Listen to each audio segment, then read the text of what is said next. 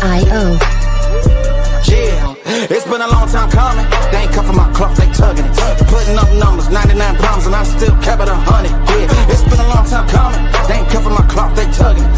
Putting up numbers, 99 problems, and I still kept it 100. Yeah, who don't play, play, play, play, who don't play. Music licensing reimagined. Play, who don't play, play, play, play, who don't play, play, play, who don't. Long time coming, black on the bottom of my feet from running. Cataracts under my eyes from hustling. Going from buying and selling to customers. Run up the business, God is my witness. Turn up the sun up from Monday to Sunday. We maxing the limits. My mind running like Tom Cruise on an action movie. Moving the mission, they say that I'm tripping. I've been told I need a vacation. I'm finessing the visit. What? Let me fix my mic. What is up, everybody? Welcome to DFS by the Numbers. We have the fight companion for week number 8. And man, I'm looking forward to this card. This is probably my favorite card thus far of the season on paper. Got 5 fights. I'm predicting 5 finishes here. I think we got some really good fights. I mean, I'm looking forward to Rashid Vagabov. I think this guy's the real deal. This is the most I've been excited about a prospect this season since week number 1 with Bossinger, Susarkayev. I'm looking forward to Curtis Campbell. Curtis Campbell's another guy that I'm very high on. I think he's a very good fighter. Good everywhere. Kubanza, this guy has a ton of power. Looking forward to him in that fight in general. Looking forward to the striker versus grappler matchup in Magno Diaz, Luis Jordane.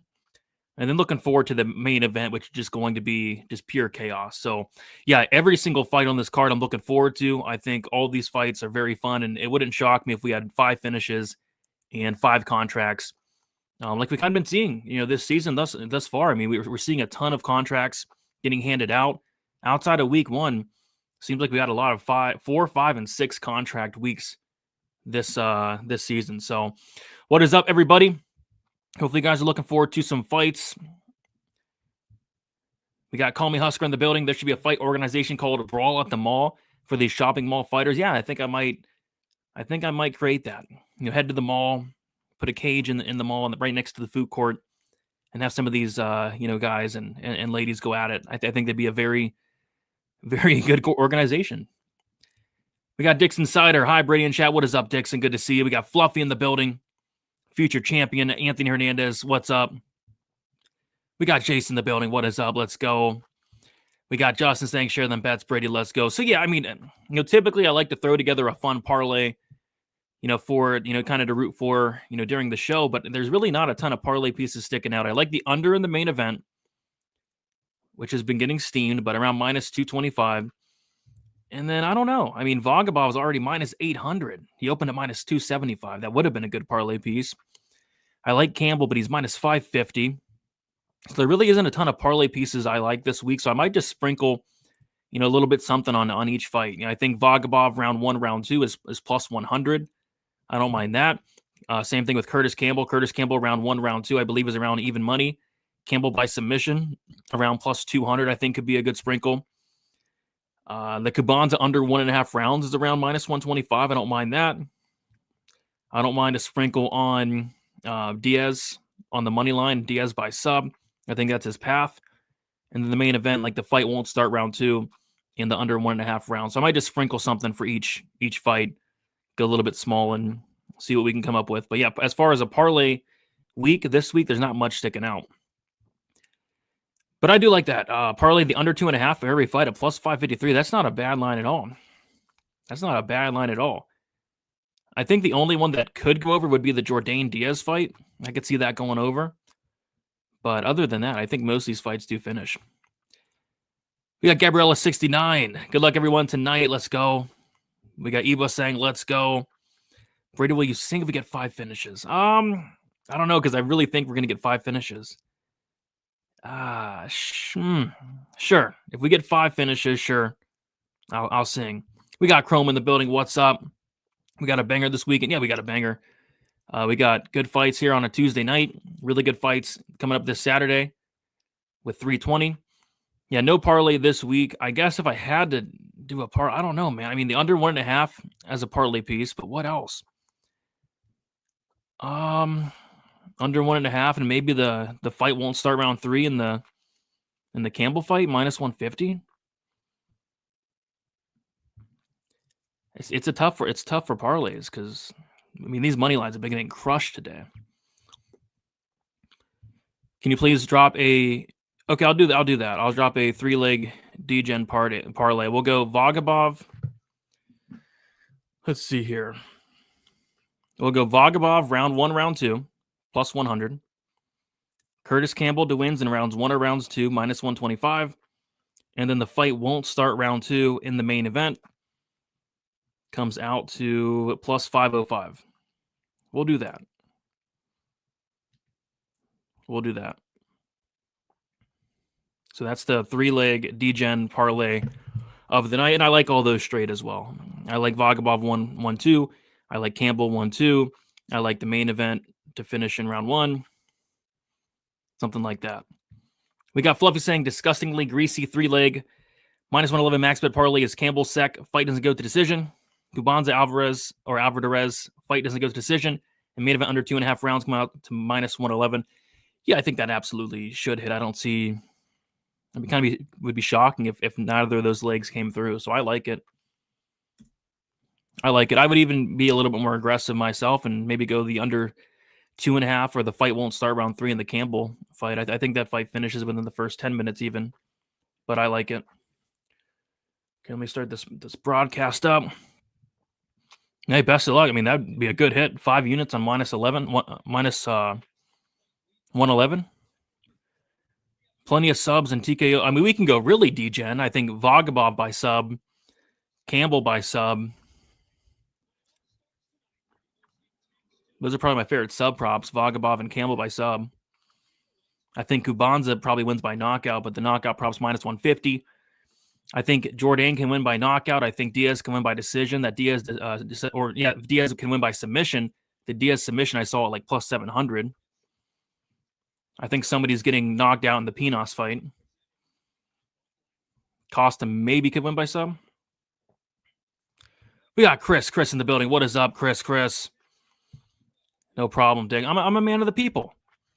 I haven't even looked at Prize Picks, but I know Prize Picks, they do have Prize Picks for Contender Series. I know that, I don't know if Sleeper does or not, but I know Prize Picks does for sure. Brady, we will all be homeless if Vagabov loses. Any interest in the Paula de Silva sub plus 1,800 as a hedge? Well, that's how he wins. It would be by sub. That's how he wins all of his fights. I think de Silva's won all of his fights by sub. So the fact that it is at plus 1,800 is kind of crazy to me. But I won't be homeless because I didn't parlay him, but it looks like a lot of people did because this line got smashed. But I'd be upset. I mean, I'm really high on this guy Vagabov. When's a good time to call you, Brady? I have some UFC artwork to show you. Do you have my number? I mean, call me whenever if you have my number. We got Future saying, yo, Brady, what's up, Future? We got Nix. What's good? Yeah, looking forward to these fights. I'm looking forward to every single one of these fights. Look at Curtis Campbell there. Elijah Kubanza. Looking forward to it. Damian Penis. Oh, my comment section on my video blew up because of Damian Penis, which I thought was pretty hilarious. A lot of penis jokes in my comment section. I try my best not to make any. Took Jordane by KO and Campbell by sub straight and parlayed. Yeah, I think that's probably how Jordane gets it done. And I think that Campbell subs super live tonight. Love the Dana White's Contender Series. Nothing like two financially struggling fighters going at it for a 10-10 contract. Yeah, and it's a fun time. It's a fun time. I hope that UFC artwork involves the UFC female fighters' feet and or Jessica Andrade with little to no clothes. Oh, I don't need to see that, man. I don't want to see that. That's disgusting. That's disgusting. That's nasty.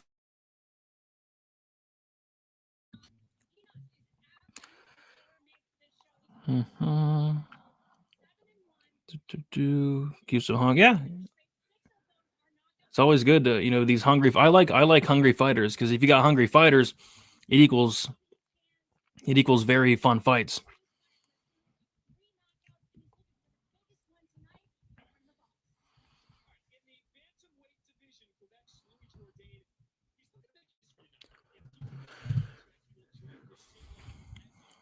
Only way to make fights entertaining, to be honest, yeah. Have they caught the man that robbed Montenegro last week? I don't think they caught him, but hopefully he's not judging tonight. But I mean, that was brutal. We got Mark Schillingberg in the building. What's up? Good to see you. Smash your like button. I would agree. I would tend to agree with that. Ooh, Bisping is doing some commentary tonight. There you go. That's pretty cool. Pinas is a really terrible name. It's not ideal. It's not ideal. Betting the house on Ateba Godier this weekend. Well, I'll tell you what. Ateba Godier is going to be literally the biggest favorite in UFC history. I'm calling it now. I kid you not. Ateba Godier might be minus 3,000 this week. He literally might be minus 3,000 this week. I mean, it's going to be something like we've never seen before. The under 1.5 is going to be minus 500, which we've never seen that before. The KO1 prop for Godier is going to be minus 400, best case scenario. I mean, it's just a stupid fight. It's just a very stupid fight. It makes no sense at all. It shouldn't be sanctioned. Minus 600 by KO. Yeah, if we're lucky, we might see the first minus 1,000 KO. Brady, did you follow the Pink Panther on X? I did not. I did not follow the Pink Panther on X. I didn't even know he's not. Is he active on there? One of those active X guys?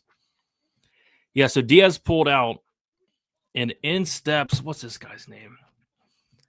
Hines, right? Treston Vines, who's been knocked out. Get this, he's been knocked out in all 3 of his losses. All 3 come in the very first round. And now he's going against Ateba Godier on 4 or 5 days' notice. I mean, it's just disgusting matchmaking. Yeah, bet the house on Ateba. You might get back, if you bet your house on, you might get back like 500, 600, depending on, how much your house is worth. Maybe 1,000, depending on how much your house is worth. We got Dr. Peter in the building. Always good to have a doctor in the chat, just in case we have medical questions. Yeah, they got a new opponent. They got one quick too. They wanted Godier on this card apparently. Bo Nickel holds the biggest line in history. I think that changes this Saturday. Yeah, Treston Vines. Treston Vines. They're giving him a shot. And I would tend to agree. I mean, if they mess up the under, I'll smash it. But it should be minus 500 at the very least. Yeah, RIP Treston. I'm worried about the guy. I mean, I was worried about Ozzy Diaz, and now I'm especially worried here. Yeah, I can see that. Johnny's props are all overs. I like all the unders. I like all 5 unders, to be honest. Johnny's like on the overs tonight. All right, we'll see. I don't know. We haven't seen many overs this season. We're getting a lot of unders this season, but any mall food court fighters on this card tonight? There's not. There are no mall food court fighters. Although there are some fighters with some bad. I mean, some of these fighters have some very bad, like terrible footage. Like Damian Pinos has some very sketchy footage. You could barely watch some of his fights. Kubanza, the same thing. Some of his fights are recorded with a flip phone. You parlay all the over. I wouldn't do that ever. Yeah, I think somebody in the chat, was it Fluffy or somebody said they parlayed all the unders tonight. When it came out to like plus 500, all the under 2 and 2.5s. Which the only one that would worry me would be the Jordane Diaz fight. Yep, it was Fluffy. Betting against Patchy Mix this weekend due to Super Week. I don't know if I'd do that. I think it's a good matchup for him. But if he loses to this guy, I mean, that'd be just a very bad look. Parlay the unders. Yeah, I didn't do a parlay this week. What I did was I'm going to sprinkle some of these plays straight. Vagabov round 1, round 2 plus 100. Campbell round 1, 2 minus 125. Campbell by sub plus 200. The Kubanza under 1.5 minus 125. Diaz by sub, I think is like plus 700. And then the under 1.5 and the fight won't start round 2 in the main event. Did do a DGen parlay. 3-leg DGen parlay. Shout out to Dick's Insider. Vagabov round 1, round 2. Campbell round 1, round 2. And then the fight won't start round 2 in the main event. They came out to plus 505. But yeah, for parlays, it was tough because I like the main event under at minus 200, 225. But there's really nothing else in terms of a really solid parlay piece I like because Vagabov's already minus 800. Campbell's already minus 550. I wouldn't lay minus 300 on Kubanza. I'd rather play the under. So it's kind of a tough parlay week for me. And yeah, I think, parlaying the violence wouldn't be a bad idea. Maybe even like the 4 unders minus the Jordane Diaz fight. Like 4 under 2.5s in every fight, but the Jordane Diaz fight could be interesting. Do you commentate the fights on here live? Yes, sir. Yes, sir. First underdog by sub. The underdog by sub is plus 1,800. And let's do a poll here. First fight of the night.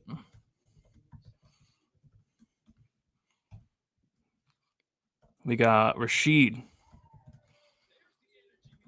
Vagabov. Paulo De Silva is pumped up. Paulo De Silva. All right. So, let me see. I'm going to go with Vagabov 1-2. Going to put a little sprinkle on Vagabov 1-2. I do lean sub, but it could be a TKO potentially. And if Vagabov is who I think he is and what I think he is, I think he will finish this guy in spectacular fashion. So, yeah, Vagabov 1-2 plus 100. We'll go with that for this fight. And I don't hate the Vagabov sub, but again, it could potentially be like a TKO as well. He does have some good ground and pound. But either way, I think the finish is going to happen on the mat for Vagabov. So yeah, liking Vagabov, obviously you can't lay minus 800 on him, so you're going to have to get creative and play the 1-2, play the sub, get a little bit, because minus 800, that's kind of minus 900 now. Money's still coming in on Vagabov, minus 900. It's getting wild. I don't mind that. Could be like a dominant decision. I don't mind that. Yeah. I don't think De Silva's bad by any means. I'm actually quite shocked that they're doing this to him. This is Charles Oliveira's dude, and they're giving him a very tough opponent in Vagabov. I think De Silva will be. It wouldn't shock me if De Silva came back next season and we saw him in the UFC eventually. I just think Vagabov's absolutely the real deal. I like that. A fight won't start round 3. And if you like De Silva by submission is like plus 1,800, someone said. Which all he does is win fights by submission. Yeah, plus 1,800 for De Silva by sub. If you like the underdog, you got to love that sub sprinkle there at plus 1,800, which is probably his path. Yep, Charles in the building. About to be a sub. Yeah, maybe like an ends by sub. Ends by sub could be a very good look. Let's see. Plus 150 ends by sub. I don't hate that either. That's a good line. I don't mind that at all. Plus 150 for ends by sub. But yeah, it would be the ground and pound that I think would ruin that though. His ground and pound is pretty vicious, would be the problem. So, all right. Let's get ready here. Rashid Vagabov, Paulo De Silva.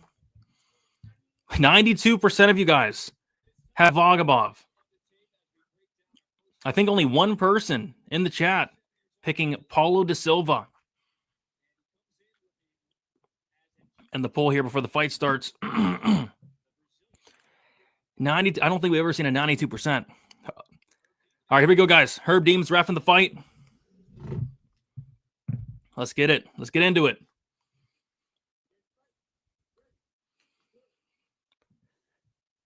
Here we go. Vagabov pressing forward here. Looks very calm. Looks very cool. Looks very collected. Oh, nice leg kick from Vagabov. De Silva misses with the leg kick there. Head kick for Vagabov. And Vagabov's striking's clean. He has very clean striking, but he does his best work once he gets the fight down to the ground. But Vagabov is a very well-rounded fighter. Vagabov with a nice right hand, almost caught the kick to go along with it.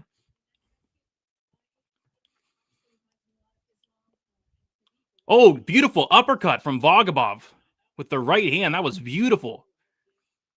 Beautiful uppercut from Vagabov.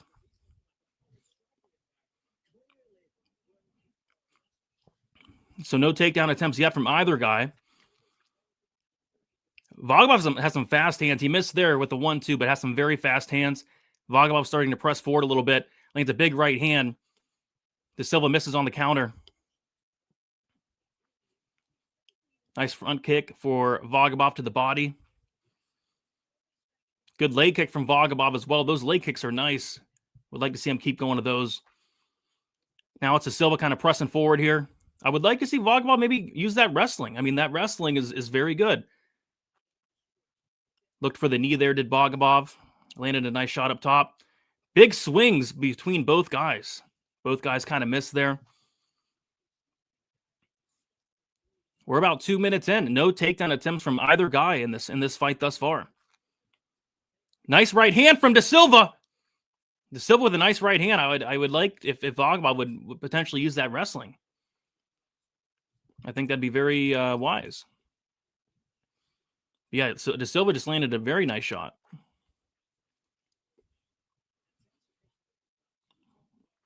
Good leg kick for Vagabov. Inside leg kick. Went up top with the head kick, which was partially blocked. De Silva pressing forward.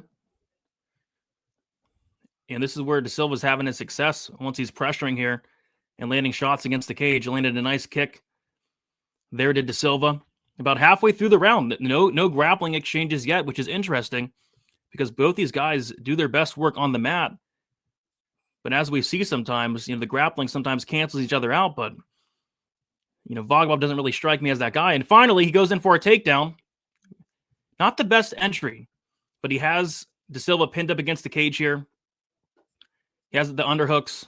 Let's see if we can drag him down to the mat.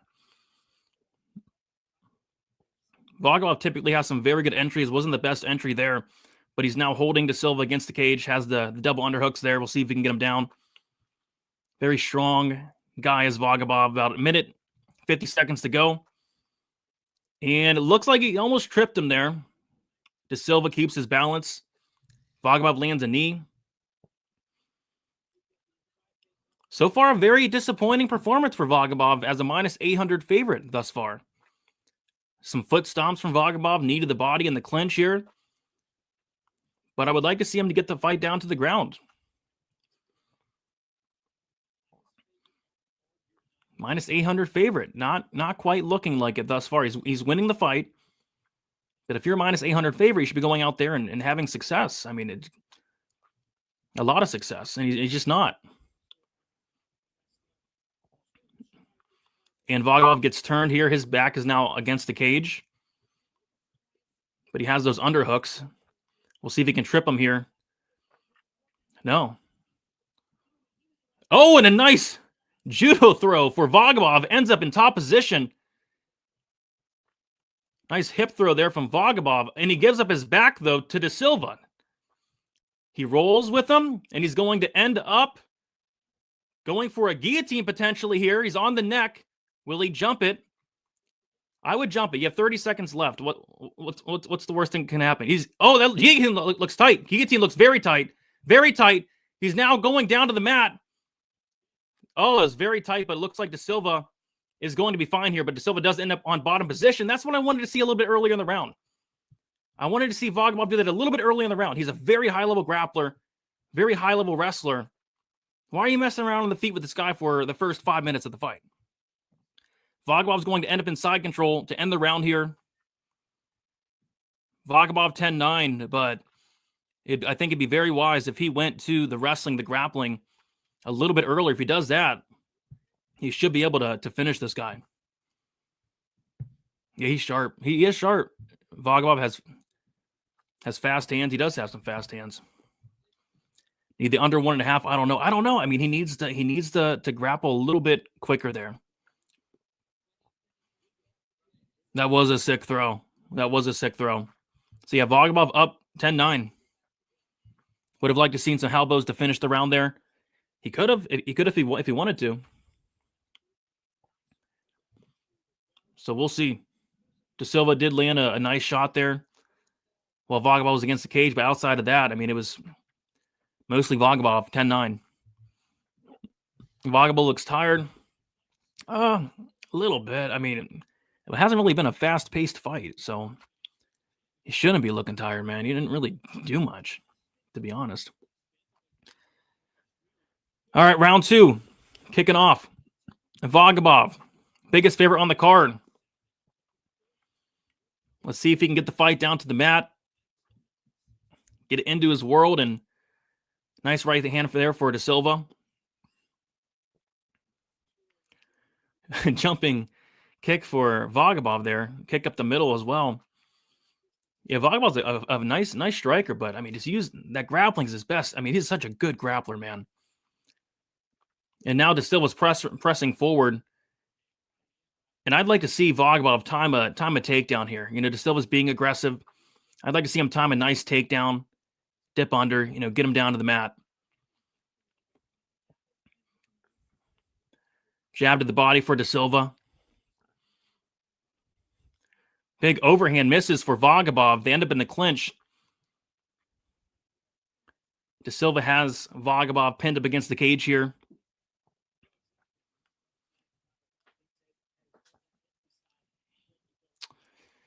So not what you like to see if you're Vagabov.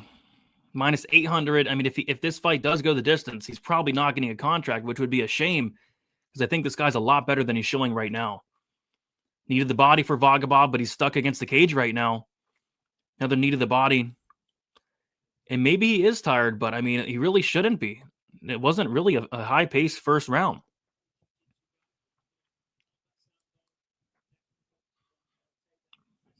Vagabov switches position. He does pin De Silva against the cage here. Lands a knee to the body, another knee to the body. Good knees there, but he gets reversed. And now De Silva has him pinned against the cage in the clinch. About 3 minutes and 10 seconds to go in this second round.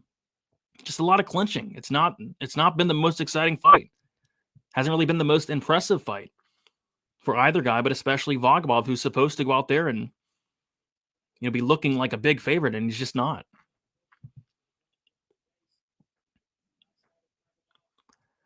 It's actually De Silva, you know, winning in the clinch right now. De Silva's going for a takedown. Here, doesn't quite get it. Looking for a single leg. Good takedown defense from Vagabov, but Vagabov's kind of, you know, just chilling here, stuck against the cage. Very interesting. And Vagabov's going to end up on top here. It looks like potentially he's so strong. Nice knee for Vagabov. De Silva gets back up. It looked like that knee might have hurt De Silva. That was a really good knee. They're back at range here, back at distance. Big right hand for Vagabov.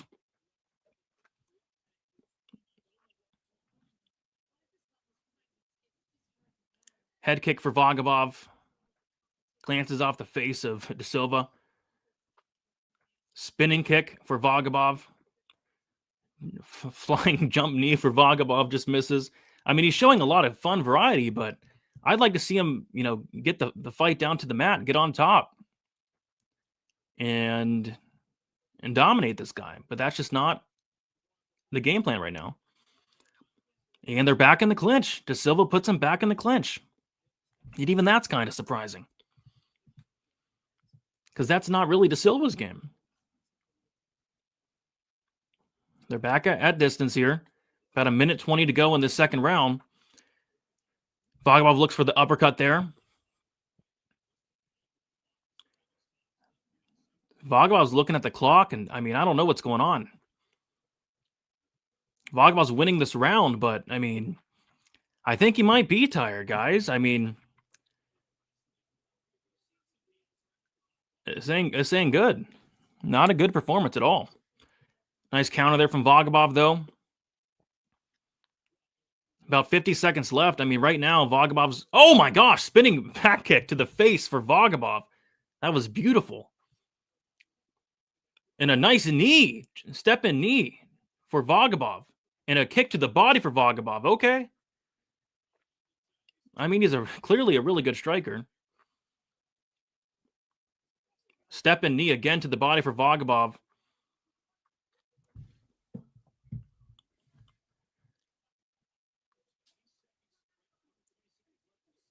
De Silva coming forward. A bunch of missing, though, from De Silva. Good head movement there from Vagabov. About 10 seconds left. Yeah, guys, it's Vagabov 2018. De Silva needs a finish, but I'll tell you what, if this continues the way it is,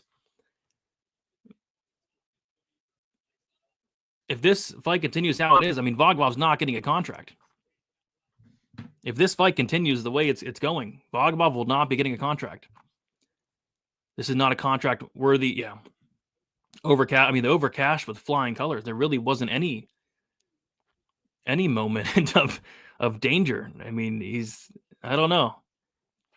The fight, two grapplers striking, we're gonna see it go over, but I don't know what's going on here. Yeah, it's a really bad performance. De Silva not UFC worthy, getting flipped. Right now, they're both not looking UFC worthy, but I do think Vagabov's a lot better than he's showing. He's talking to Dana White. Ugh, sickening. All right, we'll see if Vagabov can finish the show here in this third round. He needs to. He needs a finish. If he wants a contract, he's got to finish this guy. But he's not grappling. He's not grappling.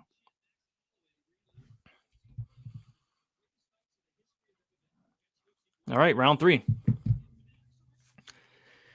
Head kick for Vagabov, and now he goes in for a takedown, but he gets stuffed. Good takedown defense there from De Silva. Vagabov still trying to get that takedown. Really good takedown defense there from De Silva. They're in the clinch here. And at least Vagabov tried to get a takedown. I mean, that's... At least he tried, but geez.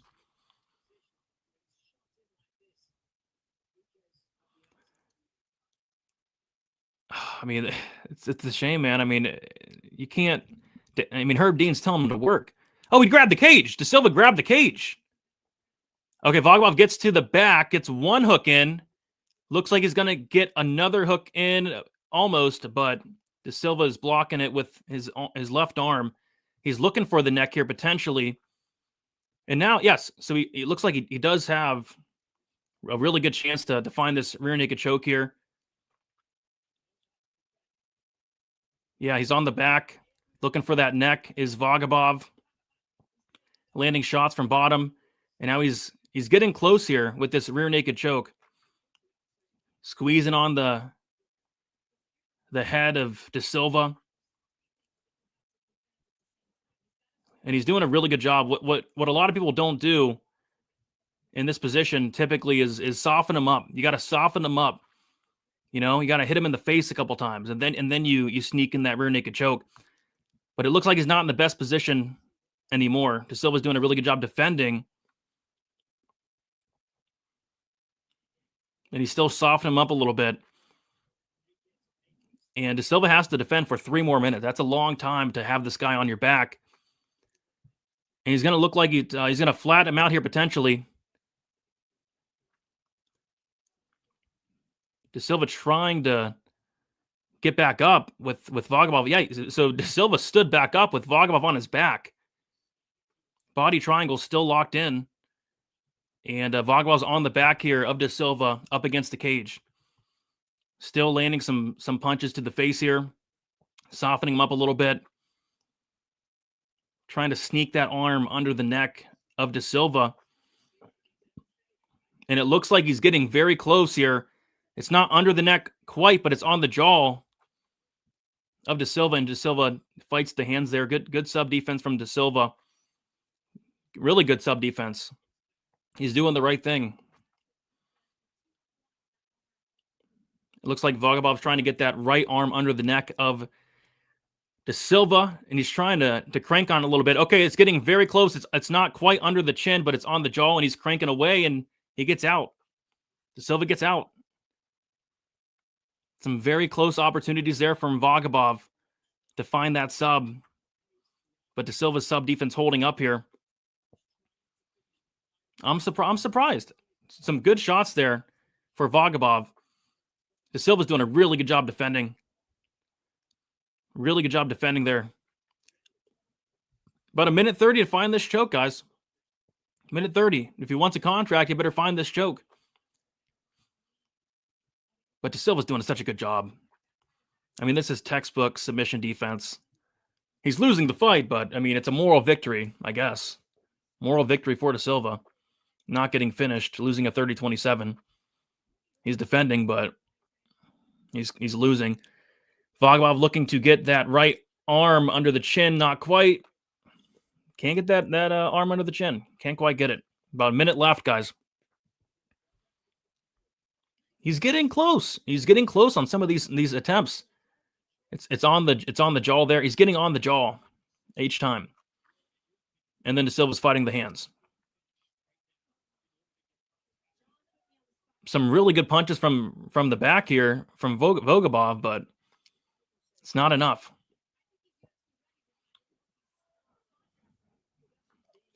And De Silva slams him down onto the mat. And this fight might end with Vagabov on the back. 20 seconds left. Wow.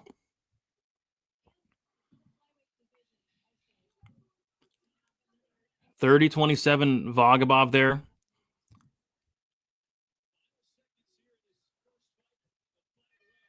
$30-27 Vagabov. What was Vagabov by decision? Vagabov by decision. Wow. Vagabov inside the distance closed at -195 on BetOnline. Vagabov by decision was around +225, +250. Yeah, disappointing, guys. I mean, that's disappointing.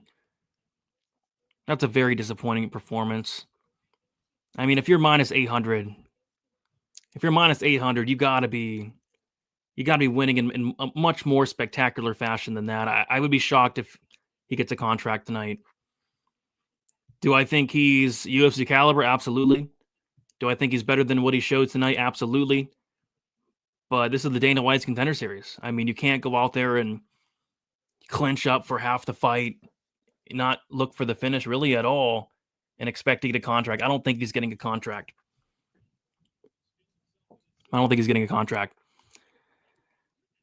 De Silva's been in the position a million times. This ain't finishing yet. I mean, the dude trains with Charles Oliveira.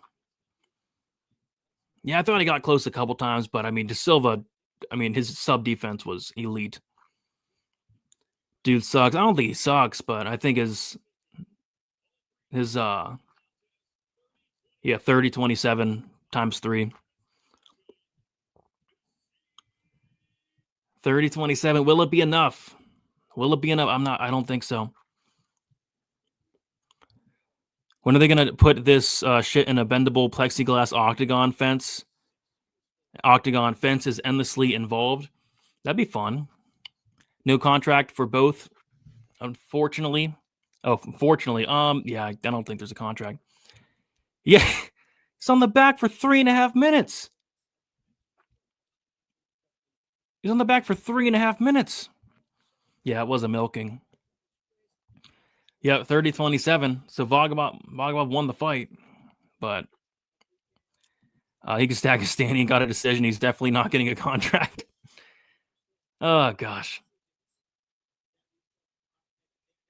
Now he's talking to Mick Maynard. I mean, did Dana leave during the fight? I think Dana might have left during the fight, guys. I don't think Dana's. I mean, I think Dana. I didn't see Dana. Did Dana leave during the fight? Everyone's been effed with finished parlays for the Dagestani fraud. Yeah. If you're minus 800, you literally shouldn't be winning by decision. Two high-level fighters being well-matched and not getting a contract because of it is sad. Yeah, it is sad, but it's the Contender Series, you know? And Dana doesn't like, fights like this. I know. I noticed that too. Oh, Dana went to the bathroom. Yeah. Yeah, I think Vagabov's a really good fighter. I think he'll win many fights in the UFC, but you gotta impress the boss, and I don't think he did that. I hate when guys have a shit performance and they talk to Dana. Yeah, I mean, I don't get that either. You have no right to talk to Dana after that performance. Nothing more annoying than an overconfident decision cuck that runs over and tries to grovel to explain it away. The Russian translator is bad. Yeah, she's a good-looking lady. She looks very tall. Very tall lady. We got H-Con. You're natural on the mic. Wish you success in the game. Appreciate you. So, yeah, no finish in the first fight. Let's see if we can get a finish in the second fight. Here, we got Curtis Campbell going against Demba Seck.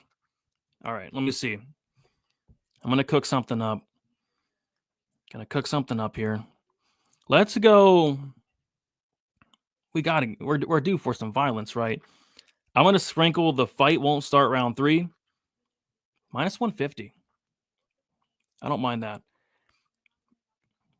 And then fight won't start round 3. And then I think Campbell by sub is a good look too. Campbell by sub. Plus 200. Okay. So that's where I'm at, guys. I think Campbell's really good. I think Campbell's a really good fighter. And so this Demba Seck guy, so he's training at the same gym as Josias Musasa, which I think is very interesting because we saw over the weekend, Josias Musasa showed that he has probably one of the worst ground games we've ever seen. And all Seck does have some submissions, but it's against the biggest bums you'll ever see in your entire life. So I think that, Campbell, his grappling really impressed me. His grappling looks, elite. Good ground and pound. I mean, this guy's vicious once the fight hits the ground. So I think it's either it could be Campbell knockout standing. He has some flashy, weapons, but if he gets the fight down to the ground, I could see a TKO. I could see a sub. And I have a funny feeling that there's going to be a huge discrepancy in the grappling between these two. So I like the fight won't start round 3. And I like a sprinkle on the Curtis Campbell by submission. The fight won't start round 3. It covers a Seck KO. A Seck KO. KO 1-2. I kind of think that's how he wins. But I just think Campbell, if he fights smart here and gets the fight to the ground, I think it's going to be his world. So, and yeah, and of course we're due for some violence. I mean, maybe I hyped up this card too much, guys. I said this was my favorite card of the year. We better not get all decisions. All right, here we go. All right, you guys nailed it last fight.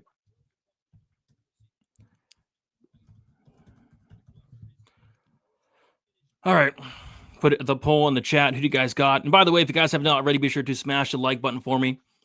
We haven't been getting, I wanted to get at least 100 likes. I know it's tough, but I mean, maybe we can do it. We'll see. If you're watching on X, don't be afraid to hit the retweet. That would always help as well. Holy crap, Curtis Campbell. Look at his eyes. He looks terrifying. He has some of those, those glasses that just make your eyes huge. Wow. You guys see that? Holy crap. Dude. Holy crap, man. That was terrifying. Did you guys see that? I mean, it looks something like this. I mean, that was scary. You know, I'm probably going to see that in my nightmares now. I mean, that was horrifying. I mean, those were some of the biggest eyes I think I've ever seen in my entire life. I mean, yeah, looked a little something like that. I mean, that was ridiculous. That was ridiculous, guys. Yeah, looked just like that. I never want to see that again in my entire life. I mean, that looked like something out of a horror movie. And it's showing them again. Get it off the screen. I mean, why are you wearing those glasses? And nothing's wrong with glasses. I have, plenty of family members that wear glasses. I've worn glasses. Nothing's wrong with glasses. But something's wrong with those glasses. Glasses that are going to pop your eyes out. I mean, quite frankly, that's disgusting. I'm surprised they allowed that on the broadcast. I bet they just lost half their viewers. I mean, that was absolutely disturbing. Absolutely disturbing. So, yeah, I like Campbell. Campbell 1-2, which is minus 125. Fight won't start round 3. I think I like even more at minus 150. Covers the Seck side as well. And then Campbell by sub, I think is very live. Yeah, that was disgusting. Looked up and got jump scared. I'm scared right now. I like it. Campbell 1-2, minus 125. I like it. I like the fight won't start round 3. I'm on the fight won't start round 3. Does he have contacts under them, or does he? I don't know, man. I mean, maybe he is fighting blind in there. You never know. Vagabov was one of your biggest prospects of the year. Yeah, absolutely. And he's not going to get signed, unfortunately, but he'll be back. He's a very good fighter. Brady, do you know the story of why he wears the glasses? I don't know this. Is there a story behind it? I think the story might be because he can't see. I don't know.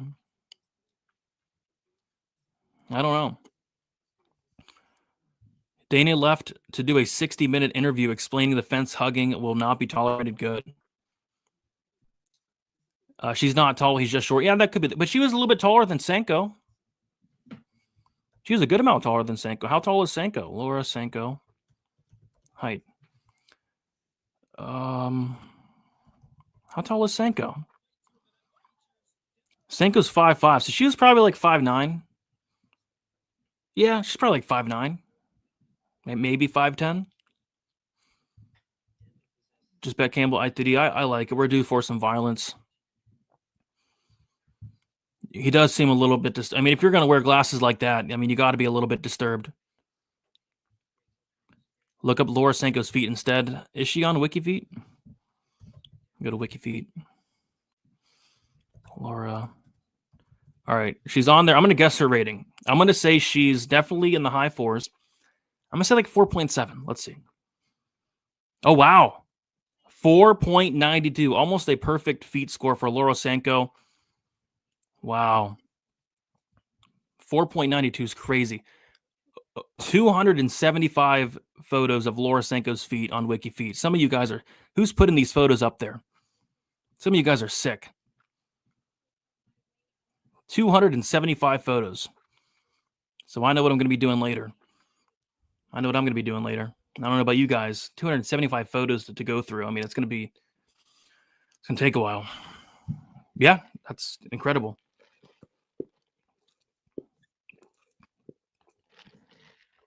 Oh, yeah, she's on there. Take off those glasses, dude. Take them off. Take off those glasses. Is he going to fight with those glasses? You're not allowed to fight with glasses on. This might be the first guy in UFC history who's going to fight with some glasses. This guy's about to fight with his glasses on. Take them off. They're horrifying. It's like something you'll see in a horror movie. They're going to make a horror movie about this guy. I mean, this guy is giving me serial killer vibes. I mean, he finally took them off. For the love of God. He finally took off those glasses. Eyes popping out. Oh, yeah, you got the same glasses in this picture here. What's up with him and those glasses, man? I mean, get a new set of glasses. I mean, it's 2025. There's probably so many options. So many different options of different lenses, different brands, and you're wearing those. Those are horrifying. Absolutely terrifying. But you know this guy. I mean, if you're going to wear glasses like that, you're a sick, sick guy. You're a sick, sick, sick guy if you're wearing glasses like this. So we'll see. Oh, and he has a little man bun to go along with it. If you wear glasses, he's got the man bun, the little man bun up top, the serial killer glasses. This guy's a sick freak. This guy's a freak. I got Curtis Campbell here. I got this sick freak Curtis Campbell to get the job done. I would lean under, but I like the fight won't start round 3 a little bit more, give you those extra 2.5 minutes. We're due for some violence, for the love of God. Here we go. Jonathan Romero reffing the fight. Here we go. Fight's kicking off. Looking forward to the flashy striking here of Campbell. Look for a head kick to the body for Campbell. They're starting quickly. Beck's coming forward. Beck with a big miss with the right hand. Inside leg kick for Beck. And Campbell catches the kick. Almost gets him down. Beck stays up and he goes for another takedown. Beck is getting really over-aggressive here. Almost gave up his back. They're now clinched up. Campbell looking to take him down and drag him down. Beck looks strong, guys. And Campbell slams him down. Campbell's on top here. Campbell's on top here. But Beck is doing a really good job trying to get back up. I mean, Beck just looks very physically strong. Beck scoots back to the cage, but Campbell's doing a really good job keeping him down here. Beck just using a bunch of physicality here, all that strength, just pure strength to get back up, and he's about to be up here. Campbell's to the... Okay, Beck's back up. Beck's back up, and he drags him back down. Beck stands right back up. Ooh, look for a cheeky knee. There did Campbell. Was he down? Oh, he knocked him out. Oh, he's on top. He's pounding away. The fight's over. Did you guys see? He kneed him. They changed the rules, right? So he had one arm down. He had one arm down. You used to not be able to do that. And he kneed him in the face, and that was it. He kneed him in the face, and that was it, guys. That knee ended the fight. And then there were some follow-up shots after, but that was it. So there we go. Campbell 1-2. Campbell fight won't start round 3. It was minus 135. Minus 150. Didn't get the sub, but I'll take hitting something. There we go. Holy crap, that knee. It was the knee. He had the one arm down, which they changed those rules not too long ago, and that hurt him bad. You saw, I mean, he was pretty much done right there. I mean, the ref maybe could have stopped the fight right there, and then just some really unnecessary follow-up shots. That knee effed him up. Yeah, I don't know. I think I think Seck kind of looked awful. I think Seck, yeah, Dana's like this. Dana's like this, yep. All right, Campbell, get out of my face. I'm not a fan of the man bun. I'm not a fan of the serial killer glasses. But what I am a fan of is that performance. I'm a fan of this guy's skill set. I'm a fan of the flashy striking. I'm a fan of the wrestling, the grappling. And I'm a fan of that big knee he just landed to put down Seck, knock him out, and show what you should be doing on the Dana White's Tuesday night Contender Series. So shout out to Curtis Campbell for getting it done. Incredible performance there. Yeah, I don't like it, man. I don't like the mini. I don't like it. Oh, he put those glasses on. Dude, take them off, man. I mean, I'm going to see this dude in my nightmares. Yeah, just using pure strength. I mean, he did look strong. Campbell 1-2 is free cash. Yeah, it was minus 125. It was a great look. Let's go. This guy had the most impressive tape, and he delivered. Yeah, I was very impressed. I mean, I was impressed with everything. The striking, the wrestling, the grappling. Everything about this guy. The only thing I don't like is the man bun.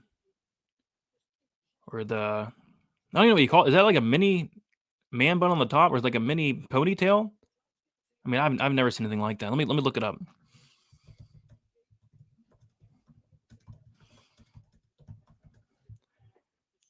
Like, what would it even be?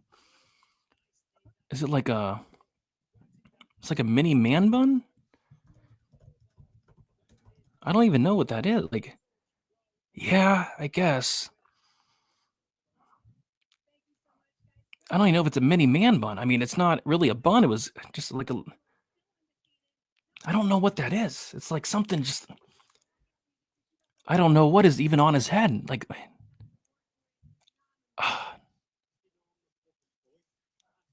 I don't know, man. I don't know what's on his head. I don't even know what even that would be. It's like a mini little, like a pony. Is it a mini ponytail? It's a really mini ponytail on top. Oh, I've never seen anything like that. I don't think I've ever seen anybody do that to their hair. That's ridiculous. Yeah, that was a great performance. Campbell likes swing a dicks. That he does. Jeez. Please get some LASIK. I mean, you don't even need to get. I mean, just get some new glasses, man. I mean, I might start a GoFundMe for this guy, and I'm gonna get him some new glasses, some glasses that don't make him look like a serial killer. Might put like a GoFundMe. Like they're, you know, this guy might be the most horrifying fighter on the current UFC roster. Maybe second, right behind Magomed Ankalaev. I haven't seen somebody look like that since, Magomed Ankalaev. When you think of guys that you don't want to be in the same room as, I mean, people that come to mind is Magomed Ankalaev, Magomed Mustafayev, and Curtis Campbell. I wouldn't want to be in the same room as this guy. I want to be anywhere near this guy with a haircut like that and his eyes popping out at you. I mean, that's something you'll see in a scary movie. And I like scary movies, but we're not. I mean, this isn't a horror film. I mean, this is the Dana White's Contender Series, so I don't get that. I'm sick. I meant to play KO and accidentally played sub 1. F me. Luckily I played round 1 straight and KO straight. There you go. Yeah, I really like the fight won't start round 3 and the Campbell one too. Thought they were really good looks. Oh man.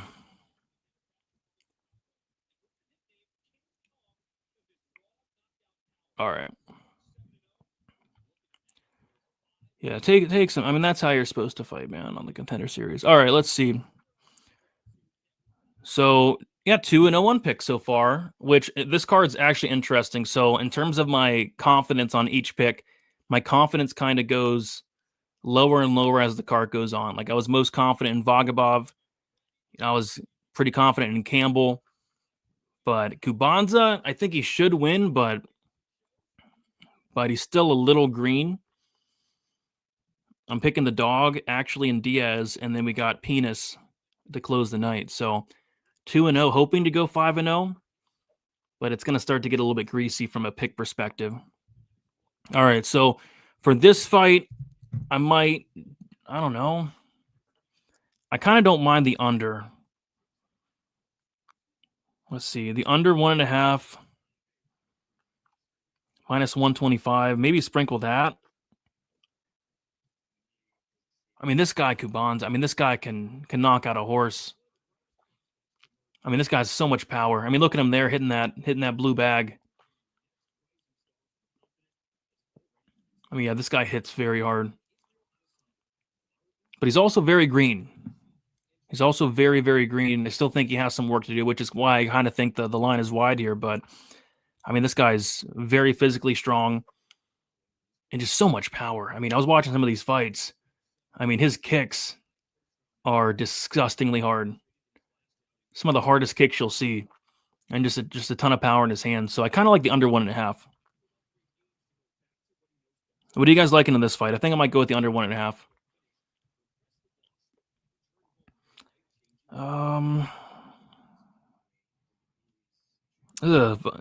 Kubanza by KO is minus 150. Yeah, I think the under 1.5 would probably be my favorite spot in this fight. I don't love it, but so there is a story behind the glasses. Okay, so the glasses had to do with him being bullied as a child.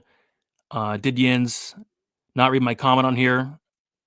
I didn't see the comment, but that's very interesting. So we got bullied for those glasses. Very interesting.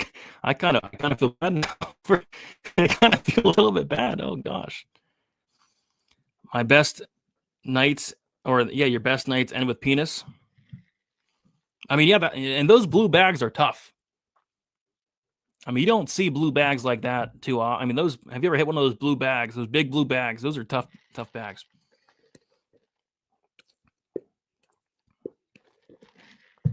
Yeah, he did KO him. He's fighting it. Yeah, he was fighting. I don't know. He was fighting everywhere. It looked like. Tape on this guy. I mean, you know, if a guy's out there fighting on grass, you know this guy's about to be very dangerous. Slips like in the over. Let me do a poll for this fight, by the way. You guys are 2-0 on picks. Another big favorite, but this is a favorite I'm not extremely confident, to be honest. Because, yeah, like people are saying, like this guy is fighting in a field. You don't like to see that.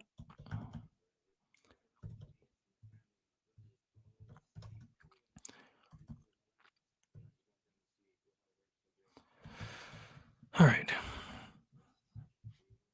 Here we go. Death taxes, Kubanza by first round KO.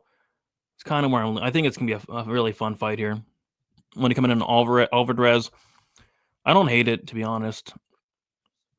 But, I mean, Kubanza is just a scary dude is the thing. Yeah, I did glance over it and see it a little bit. I mean, not ideal. Bro, forget them all. But maybe we should take a shot on the dog, right? I mean, this guy's fighting in a field, fighting in the desert, in the forest. Yeah, that's scary. Chris is my teammate, and the Goat Shed is pretty dang good. There's a lot of good fighters at the Goat Shed. Have 2 units on Diaz at plus 215. I don't hate it. Under 1.5 on this next one, Brady, in the Kubanza fight. I don't hate it. It's full of rage. Yeah, it looks full of rage. If the fight doesn't go to decision, I like it. I'm sold Alvarez is going to win. How can he not? We'll see, man. I think he's pretty decent, but I mean he's going up against a monster, so we'll see.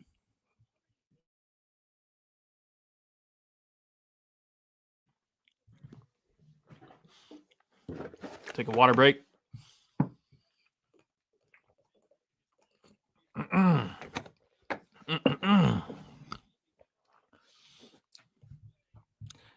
Nah, isn't Eileen Perez training at the Goat Shed? I think Perez and Prado have been training at the Goat Shed. Oh, dude, training in the desert would be very hard. Have you guys ever been to, Las Vegas, Arizona?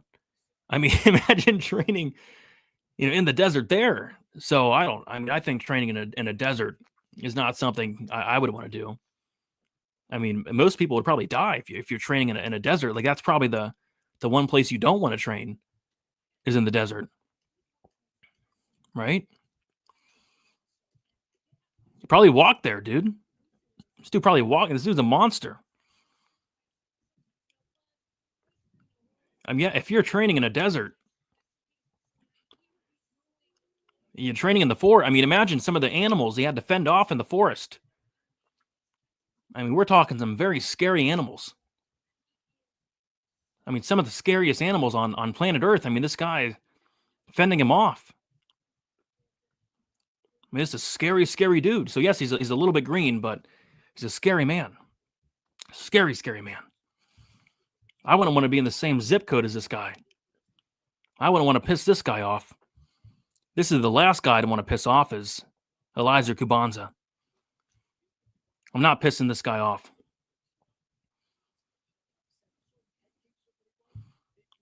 There you go, Mark. There you go. Yeah, I mean, pour a drink. Enjoy some fights. I mean, I bet he could knock out a lion. And you know how hard it is to knock out a lion? Man, this dude, talk about training on a dirt floor. I'm rooting for Kubanza. I mean, that's ridiculous. That's ridiculous. All right, guys. Here we go. Hoping for some fireworks. Hopefully Kubanza can get it done. We'll see. Rooting for the guy. You like to root for a guy like that. Herb Dean's reffing the fight, so someone might die. Here we go. Kubanza. Alvarez. Fight kicks off. Nice leg kick for Kubanza. And I talked about those leg kicks, some of the nastiest leg kicks you'll see. I mean, this guy's probably kicking trees out there. He's probably kicking animals. Look, I mean, this guy, Kubanza's huge. Oh, nice left hand for Alvarez. Nasty leg kick for Kubanza. These guys are kind of getting after it quickly. Alvarez coming forward. A big swing and a miss for Kubanza with the left hand, trying to take off his head. Alvarez coming forward, doing some nice pressuring here. Kubanza just, I mean, this guy's a terrifying individual. If he lands, I mean, it could be night-night. Leg kick there from Alvarez. And Kubanza just plodding forward, just waiting for an opening, and a big spinning attack from Kubanza, which was not a good look. Oh, they're swinging dicks a little bit. Looked like both guys landed. Wow. Alvarez not looking bad for a big dog here thus far. But it only takes one shot to change that. Alvarez with some nice kicks, though. Both guys have landed some really nice leg kicks. Right hand just misses for Kubanza. 3 minutes and 30 seconds to go in this very first round. And it's a fun fight thus far. Kubanza just plodding forward. Nice right hand for Kubanza. Looks like it got through.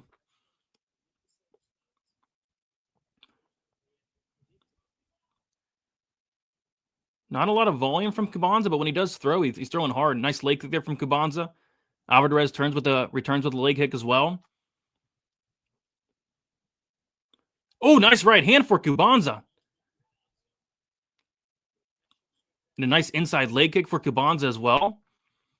I'd like to see Kubanza maybe start letting his hands go a little bit more here. Oh, nice left hand for Alvarez. Kubanza shakes it off, but that clearly affected him. Alvarez is pressuring forward now. And a nice kick to the body for Kubanza. That was a nasty kick to the body for Kubanza. I mean, that had to have hurt. I think that might have hurt. Oh, and a leg kick for Kubanza. Wow, nice right hand for Kubanza. Oh, and a nice right hand for Alvarez. It looks like Kubanza's hurt. Kubanza's hurt. Kubanza goes in for a takedown, but it looked like he got hurt there with that shot from Alvarez. Looks like Kubanza definitely got hurt there. Forced him to shoot in for a takedown. Alvarez needs to break away here. Kubanza's looking to take him down using just pure strength. And now he's still looking to take him down. Using a lot of energy here is Kubanza. Using a lot of energy trying to take him down. Some nice knees to the body for Kubanza. But he's using a lot of energy here. They're now back at space. Alvarez is coming forward here. And Alvarez is pressing forward. Kubanza, I don't know if he's okay, man. I mean, he ate a leg kick there. Oh, Alvarez just missed with a big right hand. If he landed that, it probably would have been a fight. And a big right hand for Alvarez. Kubanza gets dropped. Kubanza gets dropped, and nasty elbows for Alvarez. More nasty elbows. Kubanza looks like he's almost down. Herb Dean's going to stop the fight. Kubanza showing a lot of heart, but he's eating elbows. Alvarez elbowed him. He's elbowing him. More elbows. The fight's almost over. Herb Dean's going to stop the fight. Somehow, the fight is continuing. Still landing here. Herb Dean, what are you waiting for? Kubanza is kind of defending, but not really. He's not really defending. Alvarez Alvarez throwing more shots, getting into side control here. He has the arm pinned down into a crucifix position. 48 seconds to finish this fight. Alvarez landing elbows here. And Kubanza can't defend. He's in the crucifix, and now he gets out of it, but he's still eating big shots. Herb Dean, what are you waiting for? What are you waiting for, Herb Dean? Herb Dean, what are you waiting for? Herb, now he's eating. Oh my gosh, some big shots for Alvarez. Still, this fight's still somehow going. He's not really defending much. Alvarez is beating the brakes off him, and a nasty knee for Alvarez. Oh my gosh, Kubanza's back up, and the fight finally gets stopped. Herb Dean, what are you waiting for, my guy? Fight's over. Under 1.5 comes through. Holy crap. Holy crap. There we go. We got some violence. Heck yeah. There we go. Wow. Herb Dean. What are you waiting for? What are you waiting for, Herb Dean?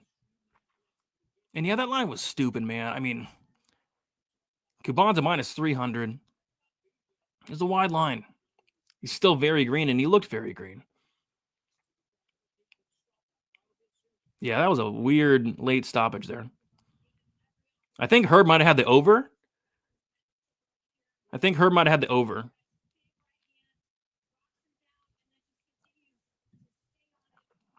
Yeah, I don't know, man. Kubanza yeah. I mean, at the end of the day, he's still very, very powerful.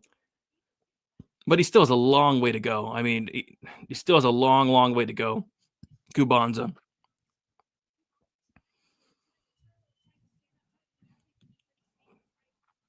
So, finally, we got some violence, which I'll take it. I'll take some violence. I was surprised the under was at minus 125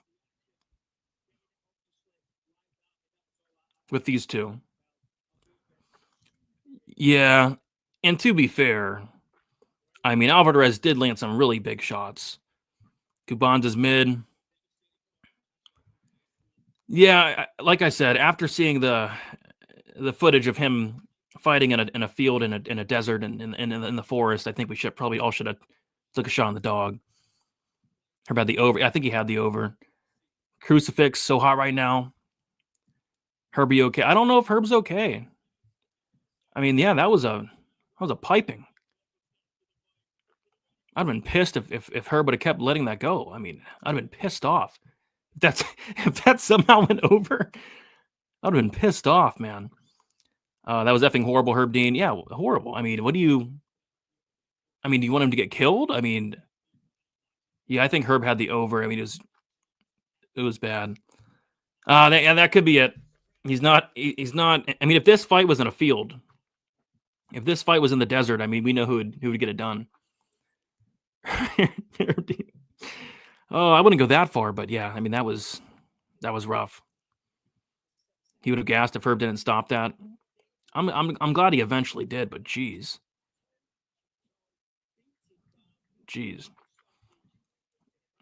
Herb Dean had the over, yeah, or he always has the over. He definitely had the over there. Nailed Alvarez at plus 175 and plus 150, and had the round 1 KO. There you go. 3 big hits there. Kubanza was talking shit, or talking while he was nearly finished 4 times. He was talking, but he was getting his ass whooped. Yeah, under 1.5 was a great look. Alvarez KO sub plus 330. Good line.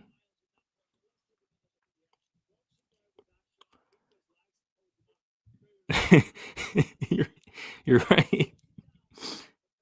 You're right. Jeez. Needed some of the dirt in the... Yeah. That's crazy. He did show some heart, but I mean, the fight should have been stopped a while ago. So there we go.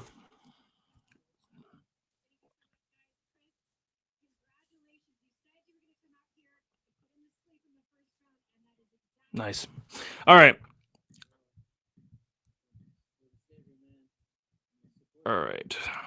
So next fight, we got Luis Jordane going against Magno Diaz. And this is a tough fight because there's like a lot of, and I'll do a poll. There's just a lot of missing information on Magno Diaz. There's not a lot of footage out there of him. But from what I've seen, I mean, this guy's very short. He says he's 5'6". I kind of think he's like 5'2", but he's very physically strong. He has very good grappling, very good top control. And if he can get on top of you, that's kind of where he's the best, right? But I didn't really see any striking at all from Diaz. Whereas Jordane's a really good striker. He's taller, long, rangy, really good kicks. I mean, this is just a classic striker versus grappler matchup. Jordane Diaz. Simple as that.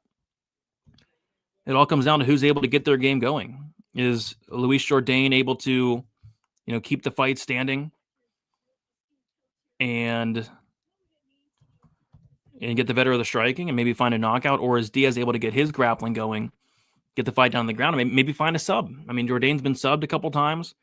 Jordane doesn't have the best takedown defense, so the line kind of surprised me, to be honest. I think Jordane's a good fighter, but I mean, I've seen him taken down in pretty much every single fight, so it's not like Diaz is not going to have a chance here, have a path, but money's pouring in on Luis Jordane at minus 260. So I kind of like the dog here and Diaz. I kind of like a sprinkle on Diaz by sub. Diaz by sub plus 700. Jordane by KO is plus 195. I don't hate that. I kind of think that's how he wins, but yeah, kind of like some violence here. I typically like violence in these striker versus grappler matchups. I could see a Jordane KO. I could see a Diaz submission, something like that. So Diaz is at the Fighting Nerds gym, which all the hype on the Fighting Nerds has died down. I think if there still was that Fighting Nerds hype, I mean, we wouldn't be getting Diaz at plus 220, but Fighting Nerds has been on kind of a skid. What are you guys liking for this fight here? Does Jordane have his brother's chin? I don't think he's been knocked out. He has been submitted. I know he's been submitted twice, though. And I don't think his chin's going to really matter whether it's good or bad, because I literally have not seen Diaz strike. And that's kind of the tough part. It's like there's not a lot. There's a lot of missing information on Magno Diaz. There's really not a lot of footage out there of him. Was able to find like 2 fights. So anything on this fight, to be honest, is kind of like a shot in the dark. Which that's the case for a lot of Contender Series fights, but we just don't know. Jordane round 3, okay. I could see it like a Jordane 2-3 potentially if Diaz maybe gets tired, gasses out. I think that's not a bad look. Fluffy liking Diaz. I don't know what I'm going to get to here. I kind of like the fight doesn't go, but I don't think I like it enough to, oh gosh, pull the trigger on it. Minus 160. Nah.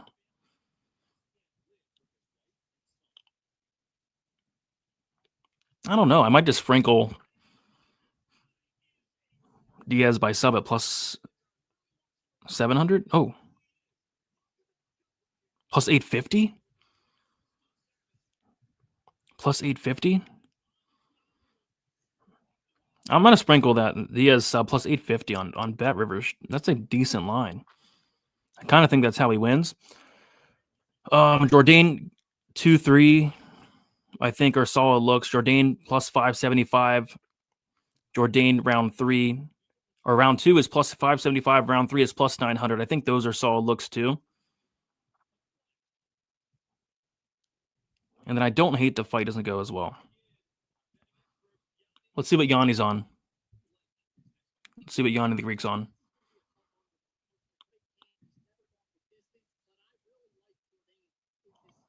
Diaz sub.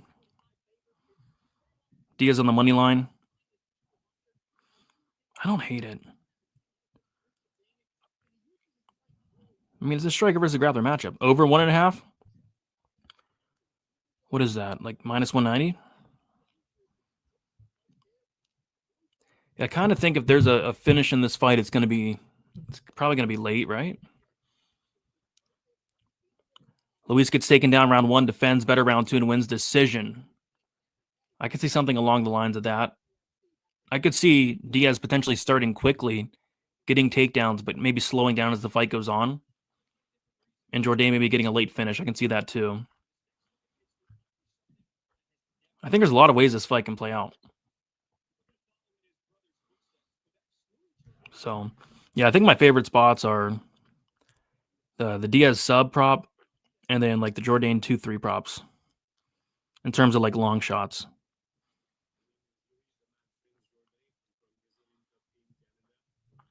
It's going to be a good fight.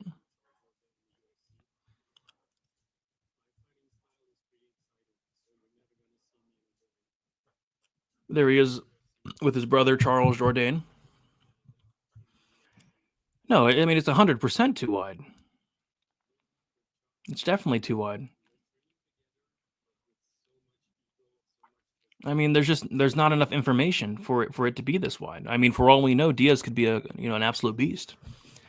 He could also be, a bum, but we just don't know. It's always interesting when there's not a lot of tape on these guys. It's like you literally don't know. Sometimes they show up and they look incredible. Sometimes they show up and they look really bad. So it's kind of like it's kind of hit or miss between these guys.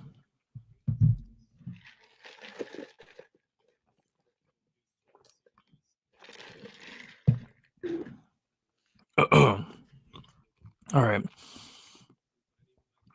Got a very closely contested fight in the chat.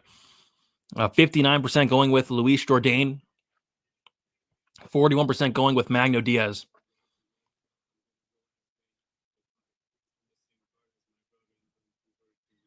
So Jordane's saying if he wins this fight, he's going to ask to fight on the Vancouver card, which would be cool.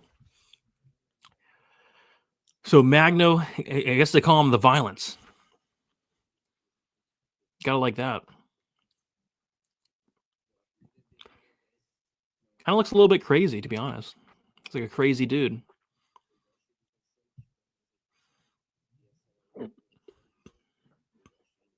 Man. I'm excited for this fight. Fighting Nerds win streak continue. You mean the losing streak? They're on a losing streak. We got Nathan checking in from X. What is up, Nathan? Saying he's taking the Diaz round 3 sub, which has to be an astronomical number because his sub prop is a very big number. Another nerd, maybe didn't get the Nina drama disease. Yeah, he wasn't in that viral. They had a viral video go very viral. I don't think he wasn't in it. Call me Huskers on the Diaz ITD, which has got to be a big number as well. Plus 300 for Diaz inside the distance. We'll see. I guess there's a lot of hype on Jordane apparently. And he's a great striker, but I do think he has a hole in his game, so we'll see. He definitely has a hole in his game, Jordane, with the takedown defense and ground game, in my opinion.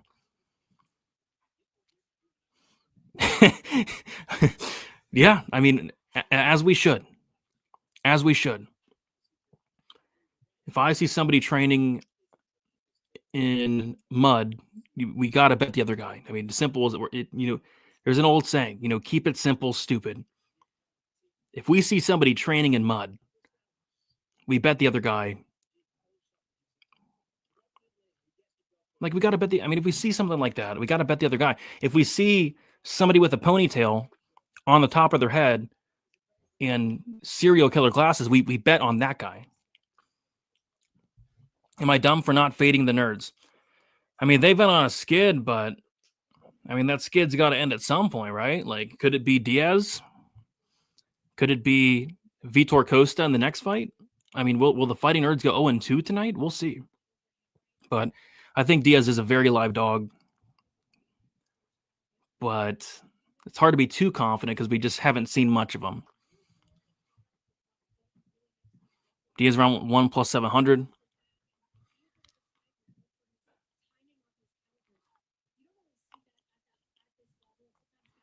Diaz round 2 plus 1,000.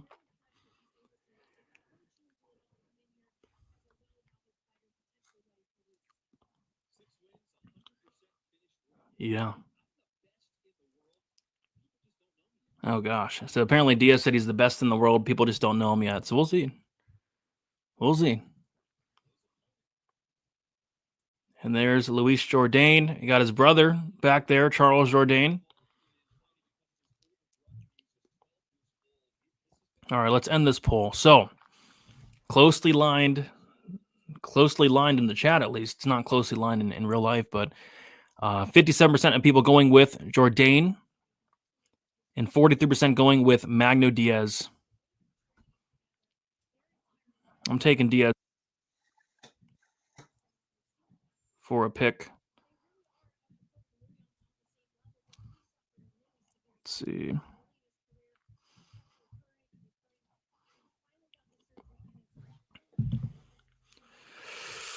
Whew.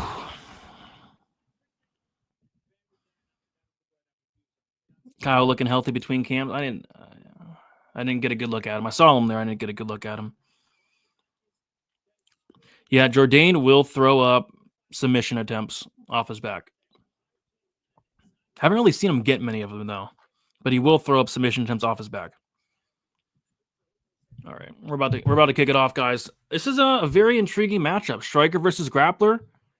These matchups always do intrigue me quite a bit. I think we're going to kind of know who wins this fight kind of quickly.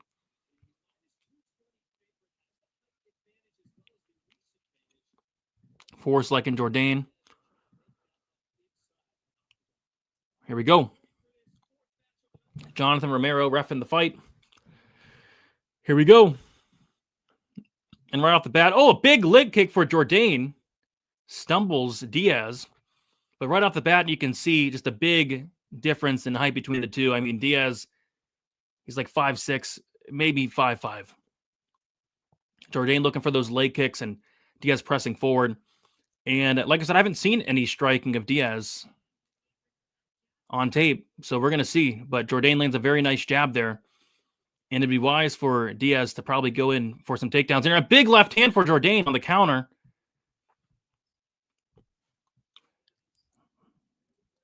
Head kick for Jordane looks sharp on the feet, as he should. Nice jab for Jordane again.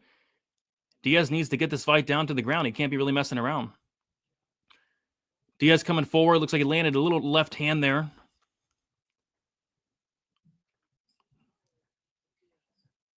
I mean, it looks like he does have some pop in his hands, but I mean, he's definitely a grappler. Nice leg kick for Jordane there, but Diaz doing some nice pressuring. Spinning kick misses for Jordane.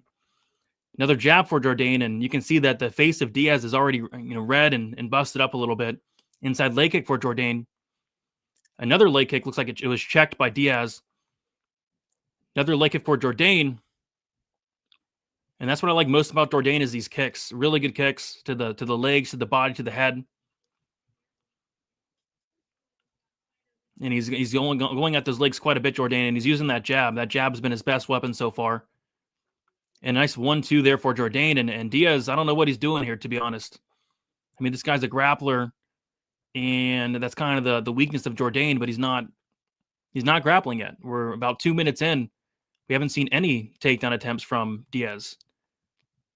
His face is all busted up a little bit, all red. I mean, Jordane's just, quite frankly, just having a field day. He's making this quite easy for Jordane here is Diaz. Not even trying to attempt takedowns. Just very, very interesting game plan. Nice shot there from Jordane. And Diaz gets dropped. Diaz gets dropped.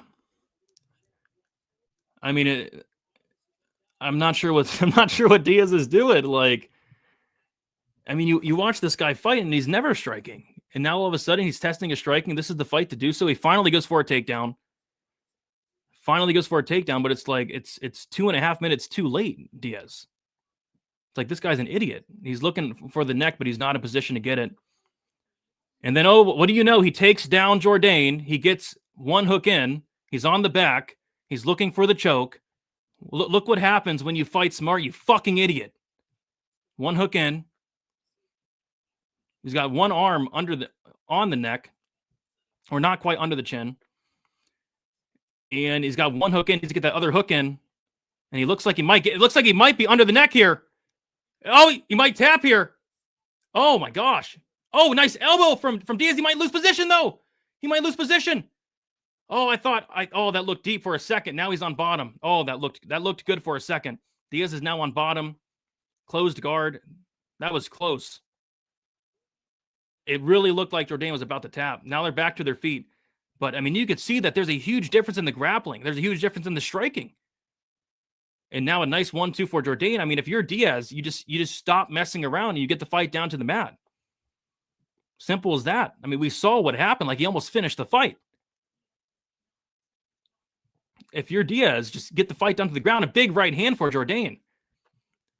But it just doesn't seem like it's in the game plan for him to go out there and grapple when he should. I mean, he's training at the Fighting Nerds. You got Kyle Bahayo in your corner. You know, a very smart guy, Kyle. I mean, Kyle's not telling this dumbass to take him down. I mean, the striking's not really even competitive at all. It's not remotely competitive. And the grappling didn't look quite competitive at all either. About 35 seconds left. Nice right hand for Jordane. And then almost landed that left hand counter to Jordane. It was close. And, I mean, Diaz just looks really bad on the feet, quite frankly. He's throwing with power, but he's not really landing much, and he's getting countered each and every single time. It's just a very bad game plan. Hopefully, if this fight makes it to the second round, Kyle can talk some sense into this dumbass. About 10 seconds left. We're gonna get to a round 2, but one round in, and quite frankly, I'm just not sure what Magno Diaz is doing. Yeah, that was close. I thought he was going to tap. It looked like it, but he somehow escaped. That was very close submission. Dude, he can wrestle, he can grapple. He's very good at it, but he's not doing it. He's just standing there getting hit. It makes no sense. I know, he's like a walking punching bag.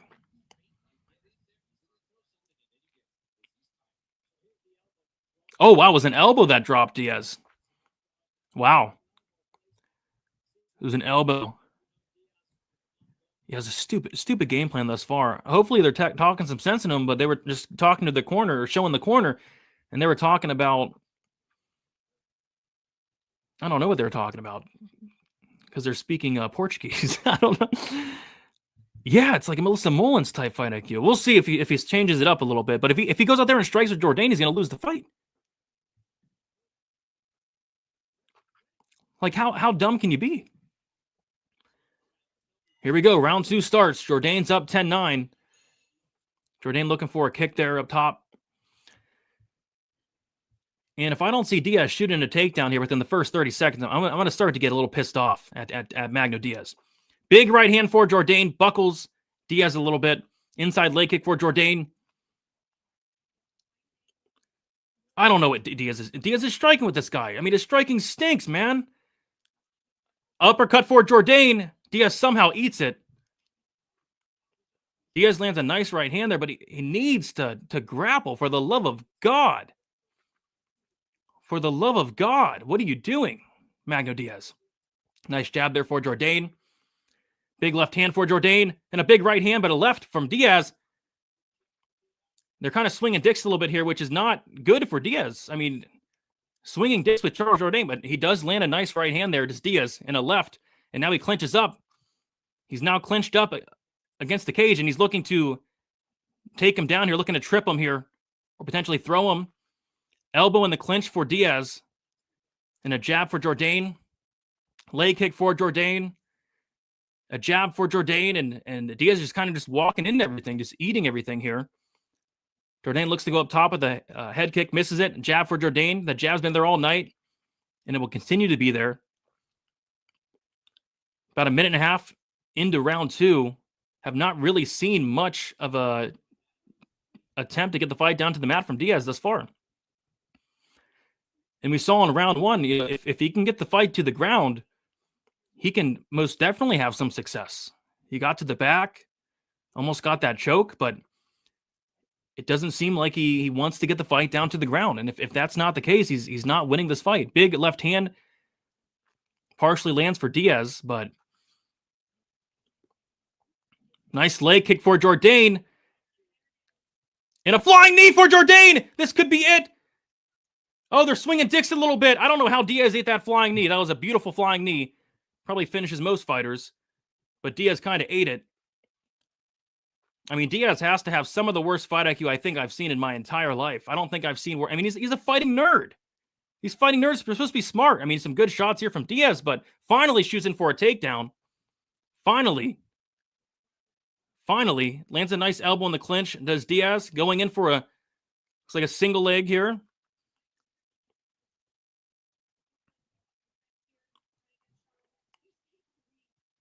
Jordane defending well. But this is where Diaz wants to fight. And it looks like one of the elbows that Diaz landed maybe busted up the nose of Jordane. Jordane looking for some elbows here, but he's pinned against the cage and would like to see Diaz shoot down for a double leg here, and it looks like that's what he's doing, trying to wrap his hands under these legs. Great takedown defense from Jordane. Great takedown defense from Jordane, but I mean, Diaz is close here on this takedown, and he's close to getting the back, but he's way too high. We'll see if he can adjust here. He's very, very high. Very high, and Jordane ends up on top. Jordane ends up on top. Elbow for Jordane. Let's see what Diaz has here off his back, but massive elbows for Jordane on top.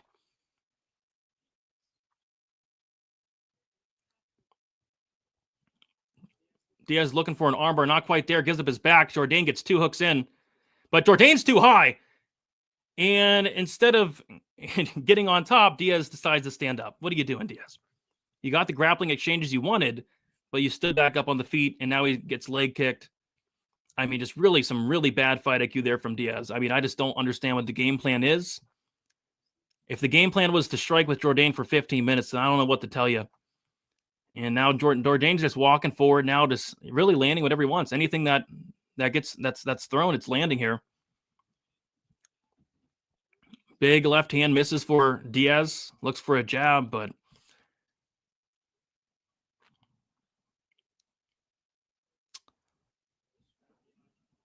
I mean, this guy Diaz said that he's the best fighter in the world. We just haven't seen it yet, but from what I'm seeing, I mean, he looks like the worst fighter in the world.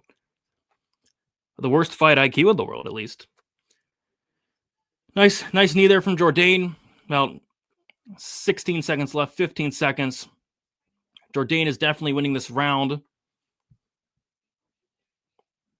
Nice counter there from Jordane.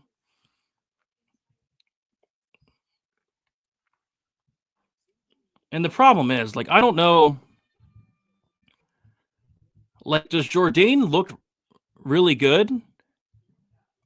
Or is Diaz just a dumbass? It's hard to tell. Does Jordane look pretty good, or is Diaz just a dumbass that's deciding not to grapple for some reason? It's hard to tell. Yeah, he does have a chin. He does have a chin. Hot Topic is hiring Diaz. He might as well work at Hot Topic. If he's not going to use that grappling, Diaz's left leg is very compromised. I imagine so. He's eating a ton of leg kicks. He got dropped with one of those leg kicks early in the second round. Jordane is obviously better. I mean, there's no doubt he's better. I mean, Jordane's a lot better than this bum. I'm just wondering if does Jordane look incredible, or does Diaz look really bad on the feet, is what I'm wondering. Or maybe it's a little bit of both. All right, round 3. Jordane up 2-0.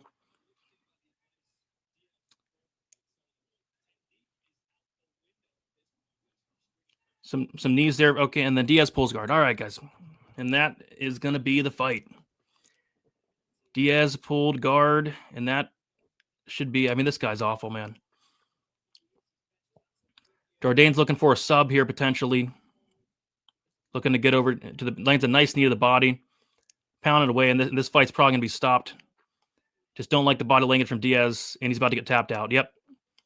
Here comes a choke for Jordane. Jordane by 3rd round submission. There you have it. Luis Jordane by 3rd round submission.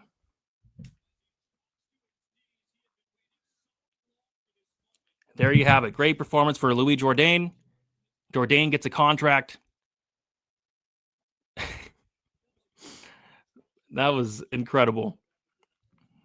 That was incredible.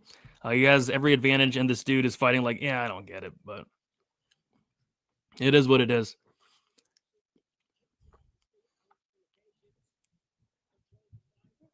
I guess he has the chin. Sub was, yeah, and Jordane does have some. He attempts a lot of subs.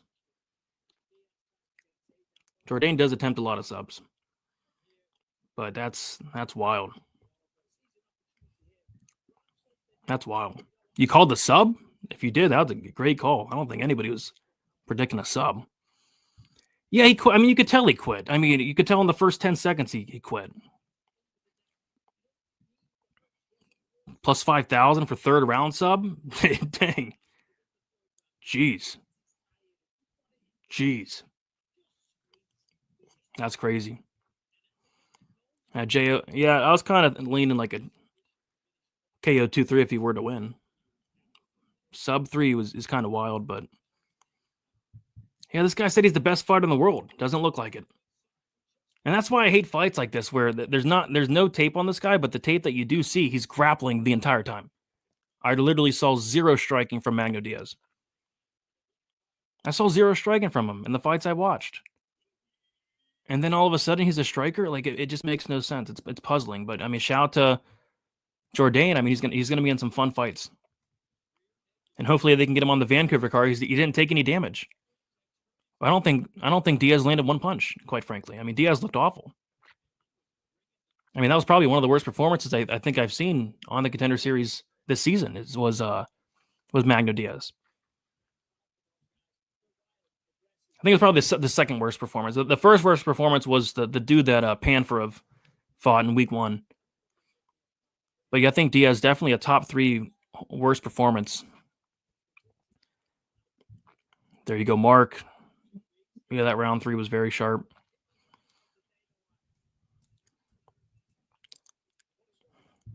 He needs to go to flyweight. He's tiny. He needs to probably never fight again. If you're going to go in there and fight like that, you might as well just not fight again. There you go. Yeah, Canada gets it done. Put him on the Vancouver card. Plus 6,500 for Penis, round 3. Round 3 sub for Penis. First time seeing us. We've seen plenty of guys with fight IQ that's bad, but Melissa Mullins, I mean, her fight IQ is awful. Irina Alexeva, and then Magno Diaz.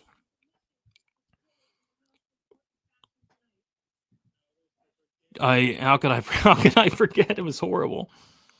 It was horrible. All right, let's get back on track.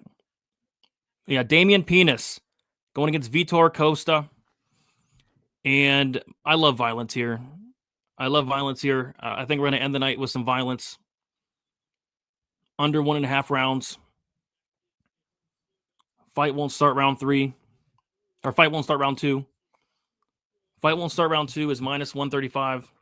Under 1.5 is minus 200. Let's end the night with some violence. Simple as that. In terms of who wins, I don't know. It's a very tough fight to call.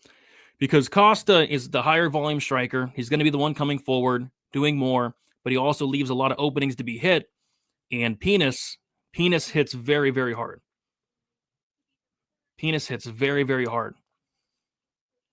Costa, in theory, would have the grappling advantage, but he doesn't really go to the grappling all that much. And I kind of have a feeling that Penis and Costa, they're going to swing dicks a little bit here. So I like the under 1.5. And I think we're going to hit the under and end the show on a very high note. Top 5 all-time worst performance. Yeah, it's probably up there. Penis by KO. I like the under more, but what's Penis by KO? It's plus 100. You might as well just bet the money line because his money line's like -1. Actually, Penis is plus 100. So get this. Right now on Bet Online, Penis is plus 100, and his KO prop is also plus 100. So if you like Penis, If you like penis, just bet the money line because the KO is the same price. I've never seen that in my entire life. So if you like penis, I'd take the money line. Is penis bigger? Yeah, penis is bigger. Penis is stronger. Penis is thicker. And penis hits harder. But Costa does do some good work coming forward with some volume.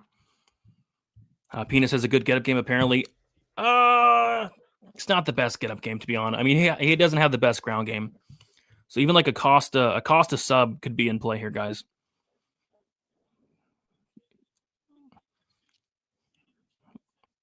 Costa sub is plus 490. If he grapples, he could sub him, but he just doesn't really grapple that much. Yep, I just got penis for minus 112, but it's inside the distance. Minus 115. What? It's crazy. It's crazy. That's crazy. It makes no sense. Penis 1-2 plus 115.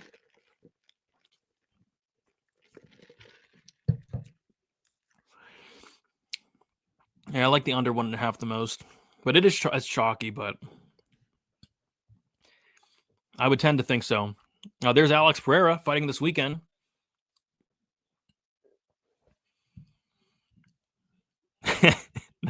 no, I got you. I got you. Penis is finishing.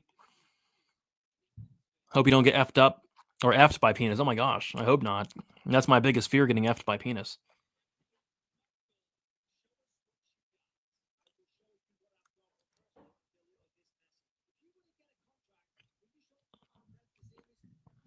I'm interested to see how the broadcast team pronounces this last guy's name, because I kid you not, every fight I watched, whether it was the announcers or the commentators, they would literally say penis.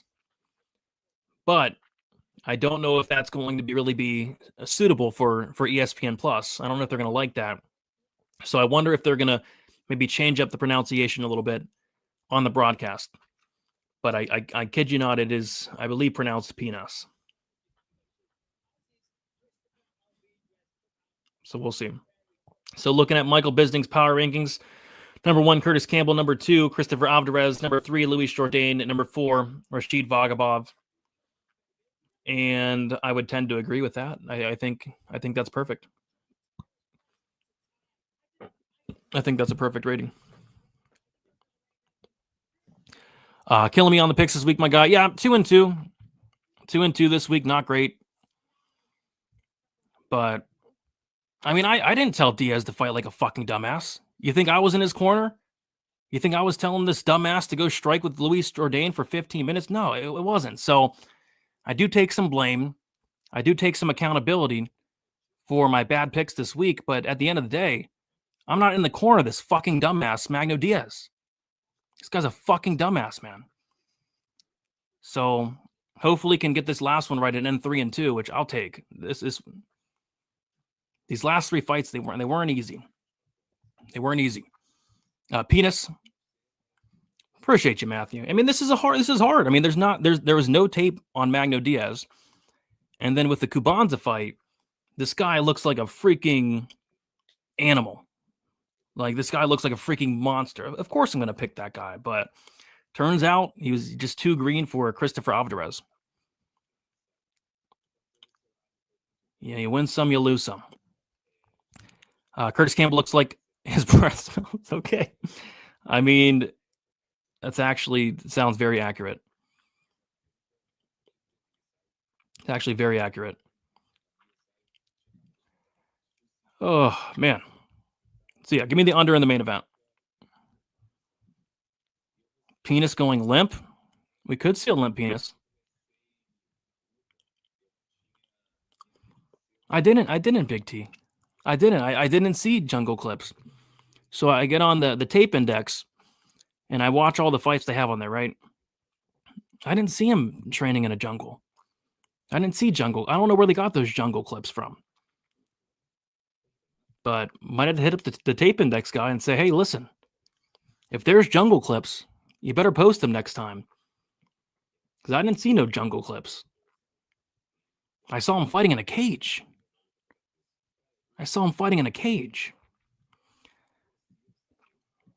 Penis KO or under 1.5.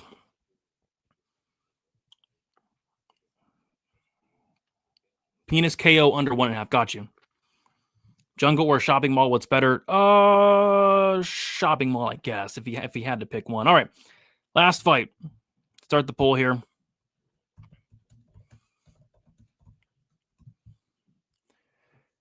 All right. Vitor Costa, who is another fighting nerd. So we got another potential dumbass in the main event. Or Damian Penis. Or, yeah, Penis. Sorry, let me know who you guys got. Penis definitely loses. If Penis gets low blowed in this fight, I'm going to squirt. Okay. I've made a killing fit. Yeah. 100%. It's not too often you see somebody from a mall league come out and look good. We just saw Alice Pereira not look too great in her last fight. So much money came in on Costa. Let's see. Yeah, Costa's the favorite now, eh? Costa's a slight favorite.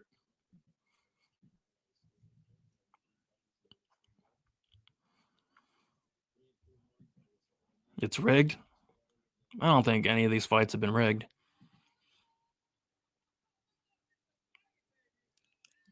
I want to hear how they pronounce this guy's name. These fighters from Africa are ass. Penis will get finished.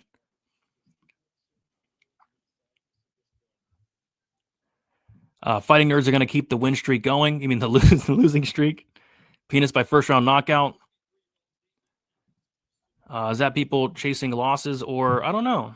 But some money has been coming in on Costa. I mean, it's kind of flipping back and forth. Now Penis is the favorite. It's like people can't make up their mind. Now it's a pick 'em. This line's moving. This line's going back and forth. Yeah, it's weird. Force 3-1. Not bad. Picking Penis.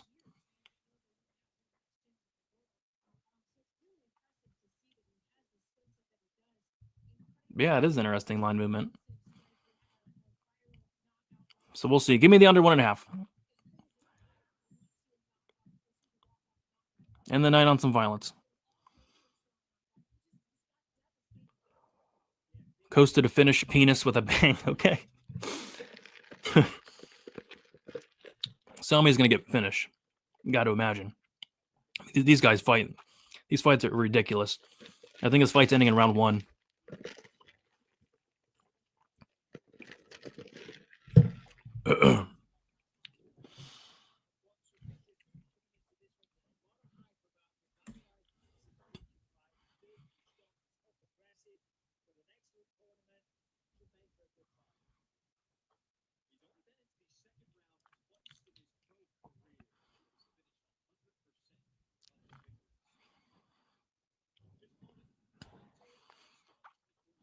I don't know. Penis is huge. Penis is huge. It's a big dude. Penis is a big dude, man. and Dr. Peter, you would know all about Penis. I mean, that's your job. That's your life, right? I mean, you'd know all about it. So, I mean, they don't call you Dr. Peter for a reason. All right, guys. About to get into this main event. If you guys have not already, be sure to smash the like button for me. We have week 8 currently, and then we got week 9 and 10, and that's the season. It's been a very fun season thus far. Lots of contracts, lots of fun fights. And maybe I'll continue these fight companions next year. We'll see.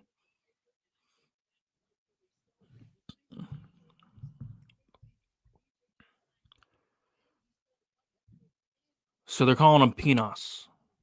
Okay. Pinos. Okay, that makes sense.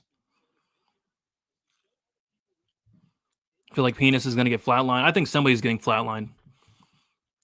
Somebody's going to get flatlined. Penis won't last 2 minutes. All right.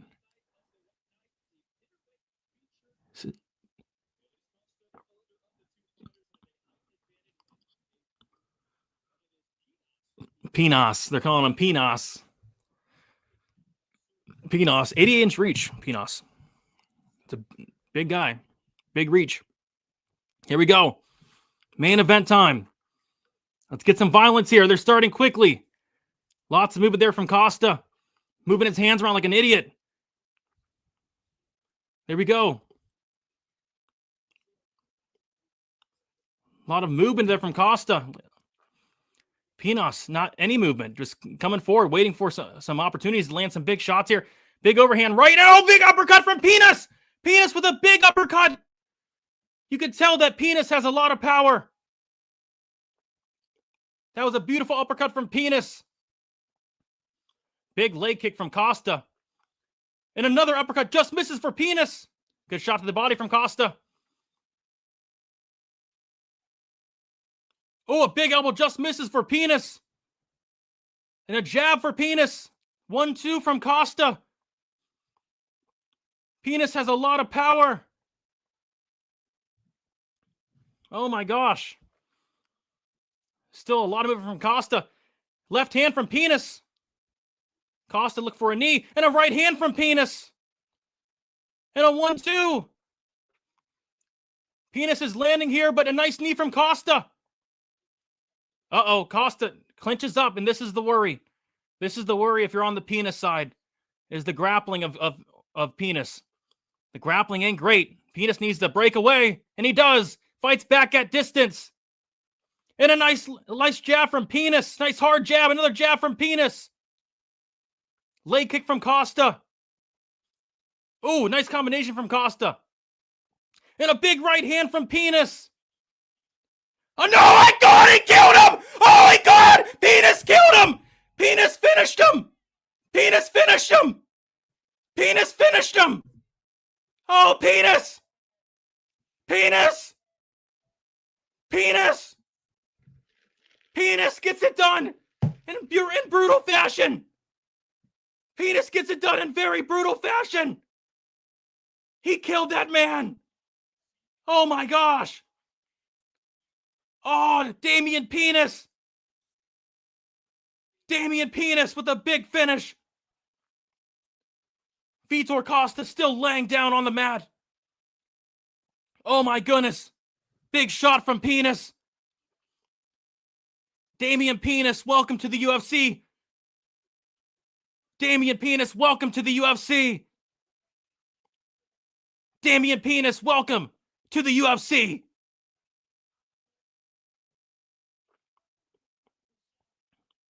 Wow. A jab to the right hand. Folds him like a lawn chair. And then he follows up with a nasty left hand on the mat. But he folds him like a lawn chair. Have you ever folded a lawn chair? Have you ever folded a lawn? That's what that looked like. He folded him like a lawn chair. Pinos gets it done. And we end the card on a very high note. The under comes through with flying colors. That was beautiful. Shout out to Damian Pinos. Thank goodness. Thank goodness, Damian Pinos. That was amazing. Beautiful work from Pinos. I have to take this off my TV in the living room. Why? Why? I gotcha. Appreciate you, Yo AB. Pinos future milking of the week. I mean, this guy's going to milk many guys in the UFC. You were right, Gary. I mean, if you were in there, I mean, the fight would still be going. But yeah, you were right, Gary, 100%. Big Pinos shot. Pinos to the forehead. Big Pinos shot. Pinos power. Smashed by Pinos. Great commentary. You're the GOAT. Under half KO. That had been a good line. Thank you, Pinos. Yes. That Pinos made him bleed. Pinos. Pinos. Let's go. Pinos. Let's go. Yeah, Pinos ain't no softie. Your KO reactions are gold. Appreciate it. Shout out to Pinos, man. Pinos saves the day. Needed that bad. And yeah, the fighting nerds are done. Simple as that. Simple as that. Fighting nerds are done. Sad, but it's true. I pay lots of money to look at penis again. I'd pay some money to watch this guy fight. Shout out to penis, man. Shout out to penis. I want to see penis every week. I want to see penis every week as well. Wow, that was beautiful. That was beautiful. Dana, I bet Dana is happy. I mean, this. Yeah. Someone needs to go clip it.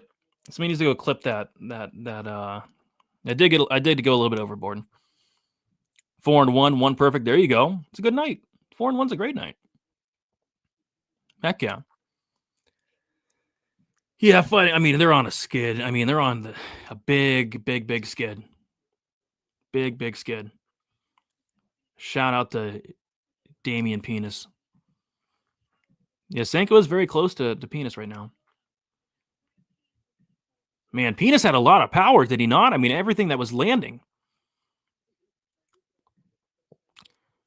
So what are your thoughts on Penis to Penis? I mean, I think we're all a little satisfied right now with a knockout like that. Just folded like a lawn. I love knockouts like that, where you just get folded like a lawn chair, and the ref has no. Even if Herb Dean did have the over, I mean, you have to stop it. If you don't stop it, it's a bad look. I'm standing in the line at McDonald's with this on loudspeaker, and people are looking at me. I bet. Penis gets it done, man. Oh, God. Oh, my God. I missed the fights. Did my Fighting Nerds parlay hit? No. No. They actually looked really bad, both of them. Especially that bum Magno Diaz. I still can't believe Magno Diaz's performance tonight. Get over here, kid. Penis is in. Welcome to the UFC. All right, so I'm curious to know your guys' thoughts. How many contracts are we getting tonight? How many contracts are we getting tonight? I'm gonna say 4. I'm gonna say 4 contracts tonight. You got to give a contract to Penis. Big performance for Penis. You got to give a contract to Luis Jordane. You absolutely got to give a contract to Christopher Alvarez. You absolutely have to give a contract to this serial killer. I don't care how terrifying he looks. The performance was terrifying as well, but in a good way. And then I guess the question for me is, does Rashid Vagabov get a contract? I say no. I say he doesn't. 4 contracts. I'm thinking 4 as well. 4 contracts. 4. RIP the Fighting Nerds. Not the Russian. 3 or 4. I'm thinking 4. 4. No contract for Vagabov.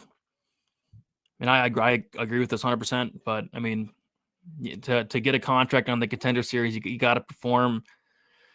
You gotta excite the boss, right? And he just didn't do that. So I don't think he's getting a contract. I would like him to as well, but I don't think he will.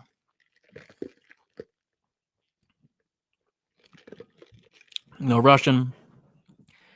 No contract for Vagabov. I mean, you never know. Maybe Habib's hitting up Dana. You know, maybe if he does, it's Habib hitting up Dana. Pipe up the like button. Yeah, agreed. If you're not going to do it for me, at least do it for Penis. Because that was a great way to end the night. I love ending the night on a high note.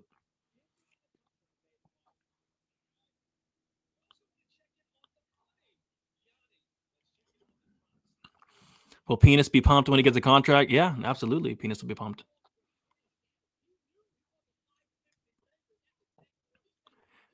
Dang, Luis Jordane was plus 900 by submission. Jeez. Wow. I'm sure the UFC wants to have Penis inside it. That would bring much pleasure to all. I think we'd all be a little bit pleasured if that guy was in the UFC. With how hard he hits?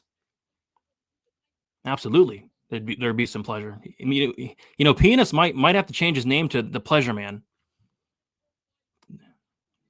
Because unlike what's his face, Anton Turkalj, Penis is actually good and dangerous and fun to watch. I think Penis is the new Pleasure Man in the UFC. All right, about to find out about these contracts. I'm predicting 4. We're about to find out real quick. Well, Johnny had some overs. I think Johnny hit some overs, right? I didn't see what he was on.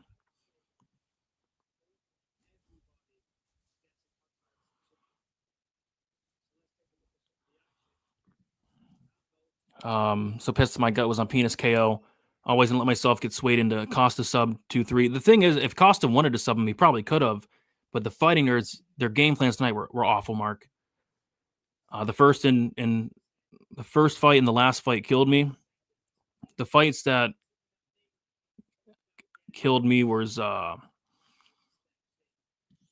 Diaz fight and the Vagabov fight.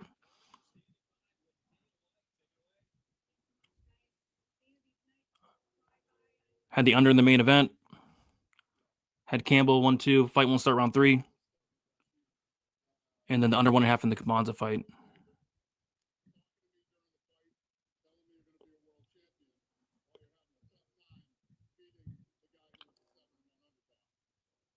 Dana's talking shit about Vagabov.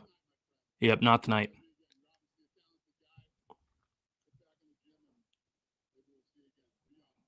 Yeah, Dana was not happy with Vagabov.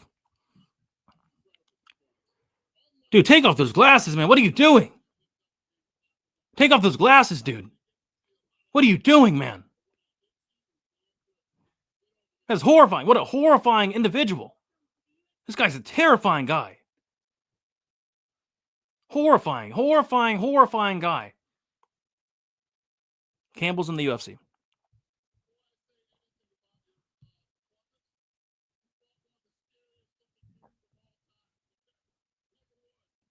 Dana called Kubanza the most scary dude of all time, which I would tend to agree.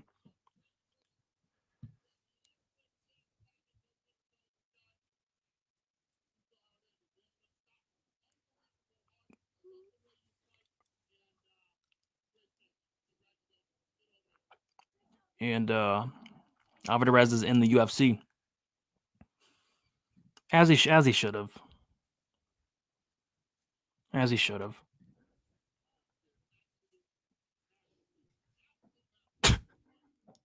We'll see.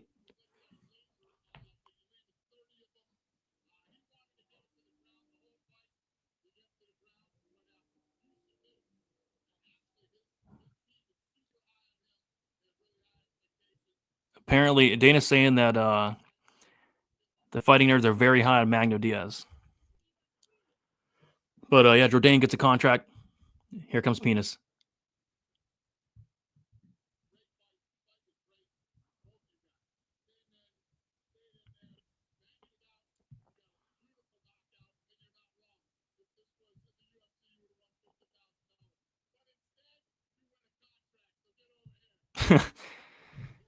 Penis. Penis is in the UFC. We got some penis in the UFC, guys. Gotta love it. I know. So Dana said that Magno Diaz wanted to get it to the ground the whole fight. Right. No, he didn't. he didn't. He should have wanted to do that, but typical gym stuff. They're hyping up the lower tier guys once they get the same spot. Yeah. They're hyping them up. Penis, get over here. You're in the UFC, buddy. The finish requirement is so cringe. We get more bums in the UFC because fighters throw caution to the wind and to try to impress the boss. Yeah, I kind of agree. Like, we've seen some really bad fighters get contracts, like, and they're typically, done within the first 3-4 fights. We've seen it a lot, right? And we've seen a lot of really good fighters not get signed, like Vagabov. I think Vagabov, did he have a trash, boring performance? Yeah, but is he a good fighter? Yeah, absolutely, he's a good fighter.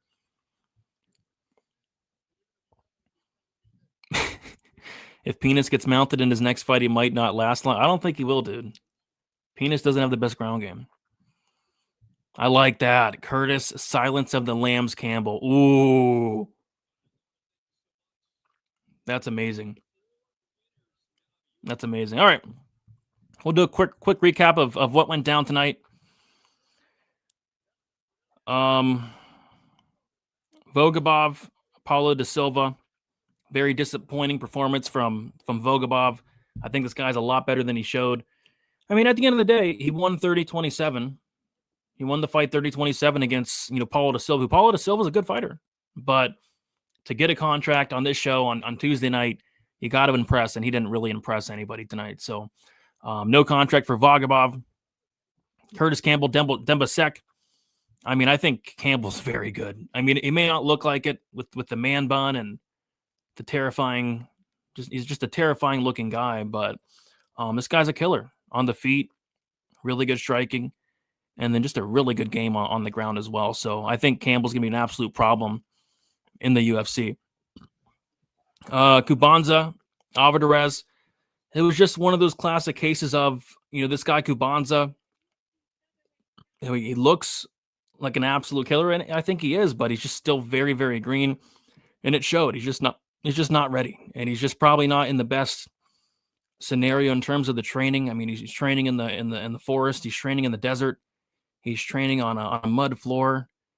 I mean, it's hard. I mean, and Alvarez is training at the Goat Shed in Florida with some very good fighters. So it's just like he's not in the right scenario. He needs to get into an actual gym, Kubanza. And if he does that, down the road, he could be a terrifying guy, because he is a terrifying guy. But I don't think the skills are quite there yet at this level. And Alvarez, he is there at this level. So Alvarez gets the KO1 and looks very good doing so. Louis Jordane, Magno Diaz. Jordane is a good fighter, very good fighter, really good striker.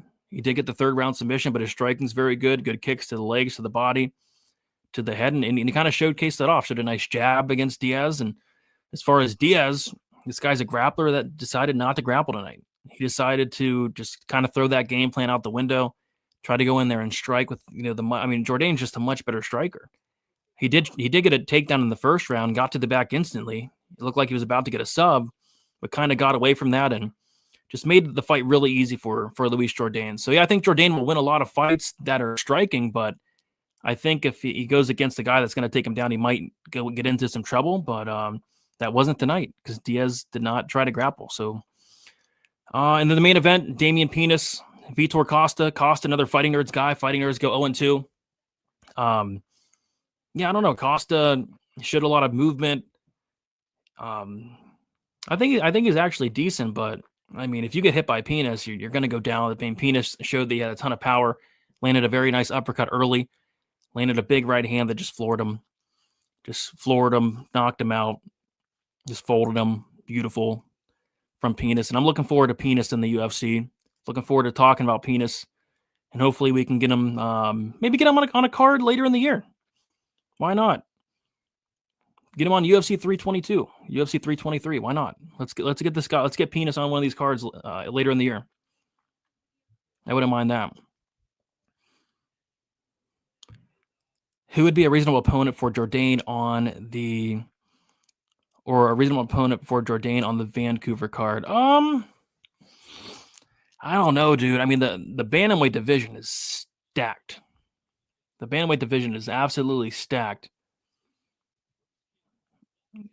I don't know. There's a lot of options. Had Kubanza, but if I seen the Dirt Wars, would have left it alone. Yeah. It's not an ideal situation. Liverpool stand up. Penis the champ 2026. I don't mind it. Diaz milked him. Yeah, he milked himself. Got subbed. All right, guys. Thank you for hanging out here on a Tuesday night. Hopefully you guys enjoyed the fights. Fun fights. Do me a favor on your way out, like, subscribe. We have a really good card coming up this weekend in UFC 320. I've got to look into a couple more fights. The U fight, the Santos U fight. And then after that, I'll be getting out my breakdown maybe tonight or tomorrow. But yeah, a lot of spots sticking out for UFC 320. A lot of spots sticking out this weekend. And it's going to be a really good card. So the breakdown will be out either tonight or tomorrow. Almost done with that. Got to hit up the graphics guy and get the graphics going. But yeah, stay tuned for that. And then I'm probably going to go live this Friday or Saturday, whether it's a like a final thoughts or something along the lines of that this weekend. So, and once Contender Series is over, I'm going to start doing more live streams for UFC cards as well. Maybe even some fight companions for UFC. So we'll see. All right, guys, we'll talk to you later and see ya.